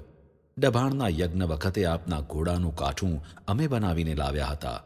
તેને નાના પ્રકારના સોનેરી ચિત્રોથી અંકિત કર્યું હતું. અમારો એ કસબ પણ આપની સેવામાં કામ આવી ગયો. એટલું કહીને હિરજીભાઈ અટક્યા. પછી બોલ્યા, મહારાજ, હવે તો વૃદ્ધાવસ્થા આવી છે તેથી કાંઈ ભારે કામ થઈ શકતું નથી. ઘડિયાળ સમી કરવાનું કામ કરું છું અને આપની દયાથી ગુજરાન સારી રીતે ચાલે છે. મહારાજ તેમનો ભાવ જોઈ પ્રસન્ન થયા અને કહ્યું, હિરજીભાઈ, તમારા થકી અને સુંદરજીભાઈ થકી કચ્છમાં સત્સંગ થયો છે તે જ તમારી મોટી સેવા છે. માટે અંતરમાં તે સેવાનો કેફ રાખવો. તેથી અખંડ આનંદ અનુભવાશે અને જગતના સંકલ્પનું બળ ઘટી જશે. જે અનિર્દેશ છે તે કેવી રીતે સમજાય? મહારાજે કાર્યાણીમાં શરદોત્સવ કર્યો. જ્યારે જ્યારે આ ઉત્સવ ઉજવાતો ત્યારે મહારાજના મુખારવિંદ ઉપર અલૌકિક પ્રસન્નતા દેખાતી હતી. પરંતુ મહારાજની આ પ્રકારની પ્રસન્નતાનું કારણ કોઈ પૂછતું નહીં અને મહારાજ કોઈને કહેતા પણ નહીં. મહારાજ સમજતા કે પ્રસંગ આવશે એટલે આ ઉત્સવનું રહસ્ય સૌને સમજાશે. અત્યારે તો અમારા પુરુષોત્તમ સ્વરૂપની જ નિષ્ઠા હજુ ઘણાના અંતરમાં દ્રઢ થઈ નથી, તો પછી આ ઉત્સવનું ગૂઢ રહસ્ય અત્યારે પ્રગટ થાય તો પણ કોઈના હૈયામાં તે ઉતરશે નહીં. મહારાજને વિચાર કરતા જોઈ મુક્તાનંદ સ્વામીએ પૂછ્યું, મહારાજ, આપ શું વિચાર કરી રહ્યા છો? મહારાજ હસ્યા. તેમણે કહ્યું, અનિર્દેશનો. સ્વામી કાંઈ સમજ્યા નહીં. તેમણે કહ્યું, મહારાજ, કાંઈ સમજાયું નહીં. મહારાજે કહ્યું, સ્વામી, જે અનિર્દેશ છે તે કેવી રીતે સમજાય? છતાં એનો નિર્દેશ અમારી વાતમાં ક્વચિત ક્વચિત આવી જાય છે. સ્વામી આગળ પૂછવા જતા હતા એટલામાં એક કાઠી ભક્ત કેરીનો ટોપલો લઈને આવ્યા અને મહારાજ પાસે તે મૂક્યો. મહારાજ કેરી જોઈ આશ્ચર્ય પામ્યા. તેમણે પૂછ્યું, ઋતુ વિના કેરીનો ફાલ ક્યાંથી? એટલે તે હરિભક્તે કહ્યું, મહારાજ, અમારે અહીં એક આંબો છે તે 12 માસ ફળે છે. તેની કેરી પણ મીઠી મધ જેવી હોય છે. 5 કેરી સાથે જઈ તો સોનાની ઉતરી આપી દે છે. મહારાજે ટોપલામાંથી 2-3 કેરી લીધી. તે બરાબર જોઈ સૂંઘી પછી બોલ્યા, ફળ તો સરસ છે. તે વખતે ત્યાં વસતા ખાચરના નાના પુત્ર જયતા ખાચર આવ્યા. કેરી જોઈ તે મહારાજની પાસે બેસી ગયા. મહારાજે તેને પૂછ્યું, જયતા, કેરી જોઈએ છે? તેણે માથું હલાવી હા કહી. એટલે મહારાજે કહ્યું, તારા ગળામાં ઉતરી પહેરી છે તે અમને આપી દે તો તને કેરી આપીએ. તેણે તરત જ તેના ગળામાંથી સોનાની ઉતરી કાઢીને મહારાજને આપી દીધી. મહારાજે તે લઈ લીધી. તેને 5 કેરી આપી. જય તો રાજી થઈ ગયો અને ત્યાંથી ઉઠવા જતો હતો, પણ મહારાજે તેને પોતાની પાસે બેસાડ્યો. પછી સંતોની પાસે બેઠેલા સભાજનોને મહારાજે કહ્યું, જુઓ, આ જૈતાને 5 તોલાની સોનાની ઉતરીનો મહિમા છે. 5 કેરી તેને આપી અને તેણે ઉતરી આપી દીધી. પણ 5 તોલાની સોનાની ઉતરીની કિંમતમાં કેટલી કેરી આવે તેનું તેને જ્ઞાન નથી, કારણ તેને ઉતરીનો મહિમા નથી. તેમ ભગવાન કે તેમના સંતનો મહિમા અંતરમાં સમજાયો ન હોય ત્યાં સુધી તેમનો પ્રગટ સંબંધ થયો હોય તો પણ તેની મહત્તા સમજાય નહીં. પરંતુ જ્યારે તેમના સ્વરૂપનું યથાર્થ જ્ઞાન થાય, મહિમા સમજાય, ત્યારે જ તે સ્વરૂપની પ્રાપ્તિની મહત્તા સમજાય. આ જય તો મોટો થશે ને ઉતરીની કિંમતનું તેને જ્ઞાન થશે, પછી આમ 5 કેરીના બદલામાં ઉતરી તે આપી દેશે? એક સામાન્ય પ્રસંગમાંથી જ્ઞાનની ગહનતા મહારાજે સમજાવી દીધી. મહારાજે ફરી કહ્યું, ભગવાન અને તેમના સંતના સ્વરૂપનું યથાર્થ જ્ઞાન જીવમાં જ્યારે થાય ત્યારે જગતના તમામ પંચ વિષયો કાકવિષ્ટા તુલ્ય મનાઈ જાય, પછી તેમાં વૃત્તિ જાય જ નહીં. મહારાજના ઉપદેશમાંથી સદા એક જ સૂર નીકળતો, જગતમાંથી વૃત્તિ તોડી ભગવાનમાં વૃત્તિ જોડવી. સાધનાનો આ અંત હતો. સિદ્ધ દશાની એ સિદ્ધિ હતી. એ સિદ્ધિમાં ભગવાનનું સ્વરૂપ સિદ્ધ થઈ જાય. આ જ્ઞાન અક્ષરધામનું હતું. જલ્દી સિદ્ધ થાય તેમ ન હતું, છતાં મહારાજનો પ્રતાપ હતો, તેમની ઈચ્છા હતી અને કૃપા પણ હતી. કાઠિયાવાડના ભોળા અને સરળ કાઠીઓને પણ આ જ્ઞાન સિદ્ધ થઈ ગયું હતું. મહારાજ તેથી તેમના ઉપર પ્રસન્ન હતા. મારા વાલા, તું સ્વામિનારાયણ ભણ્યો? વસ્તા ખાચરના દરબારમાં પોતાના ઉતારાના ઓરડામાંથી મહારાજ બહાર નીકળી વસ્તા ખાચર પાસે જતા હતા. ત્યાં વચ્ચેના ઓરડામાં એક ડોશી છોકરાને ખોળામાં લઈ વહાલ કરતી હતી. મહારાજ તે જોવા ઊભા રહ્યા. એટલામાં છોકરો સ્વામિનારાયણ સ્વામિનારાયણ શબ્દ બોલ્યો. આ સાંભળી ડોશીમાં રાજી થઈ ગયા. છોકરાને ઊંચો કરી બચીઓ ભરી અને પછી બોલ્યા, મારા વાલા, તું સ્વામિનારાયણ ભણ્યો? તો પરસે હું મરી જાઉં. મહારાજે આ શબ્દો સાંભળ્યા. મહારાજ મંદ મંદ હસવા લાગ્યા. એટલામાં વસ્તા ખાચર આવ્યા. મહારાજને હસતા જોઈ તેમણે પૂછ્યું, મહારાજ, આપ કેમ આટલા બધા મલકાવ છો? મહારાજે તે કાંઈ સાંભળ્યું નહીં, પરંતુ એટલું બોલ્યા, આ ડોશીમાનું અમારે મુક્તાનંદ સ્વામી જેવું કલ્યાણ કરવું પડશે. ડોશીમાએ મહારાજનો અવાજ સાંભળ્યો એટલે એકદમ ઊભા થઈ ગયા. માથે ઓઢેલ સાડલાનો છેડો જરા આઘો કર્યો. મહારાજે વસ્તા ખાચરને કહ્યું, વસ્તા, તમારા દરબારમાં આ ડોશીમાને પણ અમારા નામનો કેટલો મહિમા છે. તમારો દરબાર તો અક્ષરધામ તુલ્ય છે. વસ્તા ખાચર આ સાંભળી ધન્ય બની ગયા. તેમણે કહ્યું, મહારાજ, એ બધો આપનો પ્રતાપ છે. આપના ઉપદેશના શબ્દો નાના મોટા સૌના અંતરમાં સોંસરા ઉતરી જાય છે. વડોદરાથી સદ્ગુરુ ગોપાળાનંદ સ્વામી પધારે છે. આ ઉત્સવ પર વડોદરાથી સદ્ગુરુ ગોપાળાનંદ સ્વામી આવે છે. તે સમાચાર મહારાજને વડોદરાના એક હરિભક્તે આપ્યા. મહારાજ તે સમયે અક્ષર ઓરડીમાં દક્ષિણ તરફ ઢોલિયો ઢળાવીને બિરાજમાન થયા હતા અને શુકમુનિ પાસે પત્ર લખાવતા હતા. મહારાજે તે હરિભક્તને પૂછ્યું, તમે ક્યાંથી આવો છો? ત્યારે તેણે કહ્યું, મહારાજ, હું વડોદરાથી આવું છું અને આપની આજ્ઞા આવી એટલે સદ્ગુરુ ગોપાળાનંદ સ્વામી પણ ચાલ્યા આવે છે. આપને તે સમાચાર આપવા હું જરા ઉતાવળે આવ્યો. મહારાજ આ સાંભળી રાજી થયા અને તે ભક્તને માથે 2 હાથ મૂક્યા. પછી મહારાજે શુકમુનિને કહ્યું, શુકમુનિ, સ્વામી પધારે છે એટલે ચાલો આપણે સામા જઈએ. એટલે શુકમુનિ તરત જ ઉઠ્યા. મહારાજ તથા શુકમુનિ અને અન્ય પાર્ષદો હાલ જ્યાં મંદિરનો દરવાજો છે ત્યાં આવ્યા. ત્યાં તેમણે ગોપાળાનંદ સ્વામીને સામેથી આવતા જોયા. સ્વામી પણ મહારાજના દર્શન થતાં જ દંડવત પ્રણામ કરવા લાગ્યા. મહારાજે તરત જ તેમનો હાથ પકડી ઊભા કર્યા અને કહ્યું, લાંબો પંથ કરીને આવો છો તે થાકી ગયા હશો, માટે રાખો. એમ કહી સ્વામીને ભેટ્યા અને પછી પૂછ્યું, સ્વામી, સુખી છો ને? ત્યારે સ્વામીએ કહ્યું, હા મહારાજ, આપના પ્રતાપે સુખી છું. મહારાજ સ્વામી પ્રત્યે સ્થિર નેત્રે જોઈ રહ્યા. સ્વામી પ્રત્યેનો અગાધ પ્રેમ તેમના નેત્રમાં જણાતો હતો. સ્વામીના દર્શનથી જાણે મહારાજ અત્યંત પ્રસન્ન થઈ ગયા હોય તેવો મહારાજના નેત્રમાં પણ ભાવ હતો. તે વખતે સદ્ગુરુ નિષ્કુળાનંદ સ્વામી કૂવા પાસે મહારાજને નાહવા માટે ચોકડી તૈયાર કરતા હતા. તેમણે મહારાજને કહ્યું, મહારાજ, સ્વામી શહેરમાંથી આવે છે. તે સુખી તો એવા જ હશે ને? તે સાંભળી મહારાજે તરત જ કહ્યું, સ્વામી, તેમને શહેર બાદ કરે તેમ નથી. તે તો શહેરમાં વન સર્જે એવા પ્રતાપી પુરુષ છે. નિષ્કુળાનંદ સ્વામી આ સાંભળી સ્તંભી ગયા. વડોદરા શહેરની પાકી રસોઈનો તેમને જોગ થઈ ગયો હતો અને તે છોડીને તેઓ ત્યાંથી ભાગ્યા હતા. તેની તેમને સ્મૃતિ થઈ આવી. તે વખતે તેમને લાગ્યું હતું કે શહેરની આવી પાકી રસોઈઓ જમીને વૃત્તિઓ કેમ ઠેકાણે રહેતી હશે. પરંતુ મહારાજે આજે સ્વામીનો મહિમા કહ્યો ત્યારે તેમને સમજાયું કે સ્વામીને શહેરના પંચ વિષયો બાદ કરી શકે તેમ નથી. ઉલટા તેમાં ફસાયેલા જીવોને તેના બંધનમાંથી છોડાવે એવા સ્વામી સમર્થ છે. સ્વામીને લઈને મહારાજ અક્ષર ઓરડીમાં પધાર્યા. પોતે ઢોલિયા ઉપર બિરાજ્યા. શુકમુનિએ સ્વામીને ધાબળી પાથરી દીધી એટલે સ્વામી તેના ઉપર બિરાજ્યા. પછી વડોદરાના હરિભક્તોના સમાચાર મહારાજે તેમને પૂછ્યા. એટલામાં બ્રહ્મચારી થાળ લાવ્યા એટલે મહારાજ જમવા ઊભા થયા. સ્વામીને કહ્યું, સ્વામી, તમે હવે પરવારો. એટલે સ્વામી પણ ઉઠ્યા.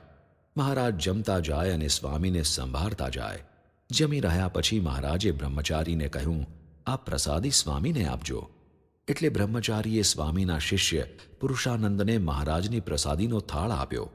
સ્વામી પણ પરવારીને મહારાજે મોકલાવેલ થાળની પ્રસાદી જમ્યા. સાંજે મહારાજે શુકમુનિને કહ્યું, સ્વામીને બોલાવી લાવો. ત્યારે સોમલા ખાચરે કહ્યું, સ્વામી, તમે લખો, હું ગોપાળાનંદ સ્વામીને બોલાવી લાવું છું. તે સાંભળી રતનજી ત્યાં આવ્યા. મહારાજે તેમને કહ્યું, રતનજી, તમે જાઓ અને સ્વામીને એકલાને બોલાવી લાવજો. થોડી વારે સ્વામી આવ્યા. ત્યારે મહારાજે શુકમુનિને કહ્યું, તમે બહાર જાઓ. એટલે શુક સ્વામી તરત જ ઉઠ્યા. તે વખતે નિષ્કુળાનંદ સ્વામી દાડિયા પાસે ચોકડી અને કુંડી ટીપાવતા હતા. તેમને લાગ્યું કે સ્વામીને ખાસ બોલાવીને મહારાજ વાત કરવા માંગે છે એટલે કાંઈક રહસ્યની વાત હશે. તેથી તે એકદમ કામ પડતું મૂકીને ઓરડીમાં આવી ગયા. તેમને જોઈ મહારાજે તેમને કહ્યું, સ્વામી, તમે દાડિયા ઉપર નજર રાખો, નહીં તો કામ બરાબર થશે નહીં. એટલે સ્વામી ઉઠ્યા અને બંદોબસ્ત કરીને પાછા આવ્યા. ત્યારે મહારાજે ફરી કહ્યું, સ્વામી, જાત દેખરેખ વગર કામ બરોબર નહીં થાય, માટે ઉઠો અને કામ બરાબર કરાવો. સ્વામી સમજી ગયા. મહારાજે સ્વામી ઉઠ્યા પછી બારણું બંધ કરાવ્યું. પરંતુ સ્વામીને લાગ્યું કે જરૂર મહારાજ કાંઈક રહસ્યની વાત ગોપાળાનંદ સ્વામીને કરવાના છે. એટલે તેમનું મન ઝાલ્યું રહ્યું નહીં. તે બારણા આગળ આવીને બેસી ગયા. અંદર મહારાજે ગોપાળાનંદ સ્વામીને કહ્યું, સ્વામી, અમે અક્ષરધામમાંથી અમારું અક્ષરધામ અને તમો બધા મુક્તોને લઈને અહીં આવ્યા છીએ. તેનો હેતુ જાણો છો? સ્વામીએ હાથ જોડીને કહ્યું, ના મહારાજ, હું કાંઈ જ જાણતો નથી. ત્યારે મહારાજે કહ્યું, સાંભળો, અમે 6 હેતુ લઈને આ પૃથ્વી ઉપર આવ્યા છીએ. તે તમને આજે કહેવા માટે બોલાવ્યા છે. તે જાણીને તે પ્રમાણે સત્સંગમાં કાર્ય કરવા પ્રવૃત્ત થઈ જવાનું છે. આવી ખૂબ જ રહસ્યની વાત સાંભળી સ્વામી એકાગ્ર થઈ ગયા. મહારાજ બોલવા લાગ્યા, સ્વામી સાંભળો. પહેલો હેતુ, અમારી સર્વોપરી ઉપાસના અને જ્ઞાન આ પૃથ્વી ઉપર પ્રવર્તાવવું. બીજો, પૂર્વે થયેલા અવતારોને તથા તેમના ભક્તોને અમારા સ્વરૂપનું જ્ઞાન કરાવી અક્ષરધામમાં લઈ જવા. ત્રીજો, આ પૃથ્વી ઉપર એકાંતિક ધર્મનું સ્થાપન કરવું. ચોથો, ભક્તિદેવી તથા ધર્મદેવને અમારી મૂર્તિનું સુખ દેવું. પાંચમો, આ લોકમાં તીર્થ, વ્રત, દાન, તપ વગેરે કરતા કેટલાક યોગભ્રષ્ટ જીવોને અમારો સંબંધ કરાવી અક્ષરધામમાં લઈ જવા. અને છઠ્ઠો હેતુ, અમારા ભક્તના સંબંધે અનંત જીવને અક્ષરધામમાં લઈ જવા. આ 6 હેતુઓ લઈને અમે અક્ષરધામમાંથી પૃથ્વી ઉપર આવ્યા છીએ. તે હેતુઓ આપણે સિદ્ધ કરવાના છે. આ સાંભળી ગોપાળાનંદ સ્વામીએ કહ્યું, મહારાજ, આપના પ્રતાપથી થઈ જશે. એટલામાં નિષ્કુળાનંદ સ્વામી બારણું ઉઘાડી અંદર આવ્યા અને મહારાજને કહ્યું, મહારાજ, આ વાત આજે સમજાણી. કડી મળી ગઈ. એટલે મહારાજે પૂછ્યું, કઈ વાત? તમારા પુરુષોત્તમપણાની. બીજી વળી કઈ? સ્વામીએ તરત જ કહ્યું. પછી બોલ્યા, હું જ્યારે રામાનંદ સ્વામી પાસે કચ્છમાં ગયો ત્યારે તેમણે મને ઠપકો આપ્યો અને આપના દર્શન કરવા લોજ જવા આજ્ઞા કરી. ત્યારે મેં તેમને પૂછ્યું કે વર્ણી એવા તે કેવા મોટા છે કે આપ મને એમના દર્શને મોકલો છો? ત્યારે રામાનંદ સ્વામીએ કહ્યું, લાલજી, તમને આજે નહીં મનાય, પરંતુ સર્વ અવતારના અવતારી સર્વોપરી પુરુષોત્તમ નારાયણ એ વર્ણી સ્વરૂપે પધાર્યા છે. અમારા જેવા અનંતની એમની પાસે ગણતરી નથી. ભવિષ્યમાં જ્યારે સમજાશે ત્યારે તમે જ તેમનો મહિમા ગાવામાં ઝાલ્યા નહીં રહો. મહારાજ અને ગોપાળાનંદ સ્વામી આ સાંભળી હસ્યા. મહારાજે કહ્યું, આ વાત સમજવી અને અંતરે ઉતારવી તે ઘણી કઠણ છે. એટલે નિષ્કુળાનંદ સ્વામીએ કહ્યું, મહારાજ, ગુરુ રામાનંદ સ્વામીએ સમજાવ્યું અને આજે આપે સહી કરી દીધી. હવે સમજવું શું કઠણ છે? અમારે કાંઈ ભડકો જોવો નથી. જેને મનાશે તેના ભાગ્ય જાગશે અને જેને નહીં મનાય તેના કરમ ફૂટ્યા જાણવા. મહારાજ નિષ્કુળાનંદ સ્વામીની વાત સાંભળી ગંભીર થઈને બોલ્યા, સ્વામી, પણ હજુ અમારું ભગવાનપણું જ લોકોને મનાતું નથી. ત્યાં સર્વોપરી વાત તો લોકોને માથે વીજળી પડ્યા જેવી લાગશે. માટે ધીરા રહીને જેને હેત હોય તેને કહેતા જવું. કાર્યાણીમાં દીપોત્સવ. આષાઢી સંવત 1877. વસતા ખાચરના આગ્રહથી કાર્યાણીમાં મહારાજે દીપોત્સવ કરવાનું નક્કી કર્યું હતું. મહારાજ કાર્યાણીમાં દીપોત્સવ કરવાના છે તે સમાચાર ગામો ગામ પહોંચી ગયા હતા. તેથી ઘણા હરિભક્તો આ ઉત્સવ ઉપર મહારાજના દર્શન કરવા કાર્યાણી આવી ગયા હતા. દીપોત્સવીની રાત્રિએ વસતા ખાચરના દરબારમાં ઉત્તરાદા દ્વારના ઓરડાની આગળ દીપમાળા પૂરી હતી. તે દીપમાળાની વચ્ચે મહારાજ માટે મંચ બાંધ્યો હતો અને તે મંચ ઉપર સુરતના હરિભક્ત જાદવજીભાઈ જે છપ્પર પલંગ લાવ્યા હતા તે ગોઠવ્યો હતો. સૌ હરિભક્તોને પ્રસન્ન કરવા આજે મહારાજે શણગાર પણ અલૌકિક ધારણ કર્યા હતા. સોનેરી બુટ્ટાધાર રાતા કિનખાબનો સુરવાળ પહેર્યો હતો. તે ઉપર નરનારાયણ, સ્વામિનારાયણ શબ્દોથી અંકિત કાળા કિનખાબની ડગલી પહેરી હતી. આસમાની રંગનો રેંટો કમરે કસીને બાંધ્યો હતો. કંઠમાં ભક્તોએ ધરાવેલા પીળા પુષ્પોના હાર ધારણ કર્યા હતા. મહારાજના મુખારવિંદની શોભા અલૌકિક દેખાતી હતી. સૌ હરિભક્તો મહારાજના સ્વરૂપના દર્શન કરી જાણે મૂર્તિમાં લીન થઈ ગયા હોય તેમ ચિત્રવત મહારાજની સન્મુખ બેઠા હતા. તે સમયે સભામાં દેવબંદરથી આવેલ હરિભક્ત પ્રેમીબાઈ ત્યાં સ્ત્રીઓની સભામાં બેઠા હતા.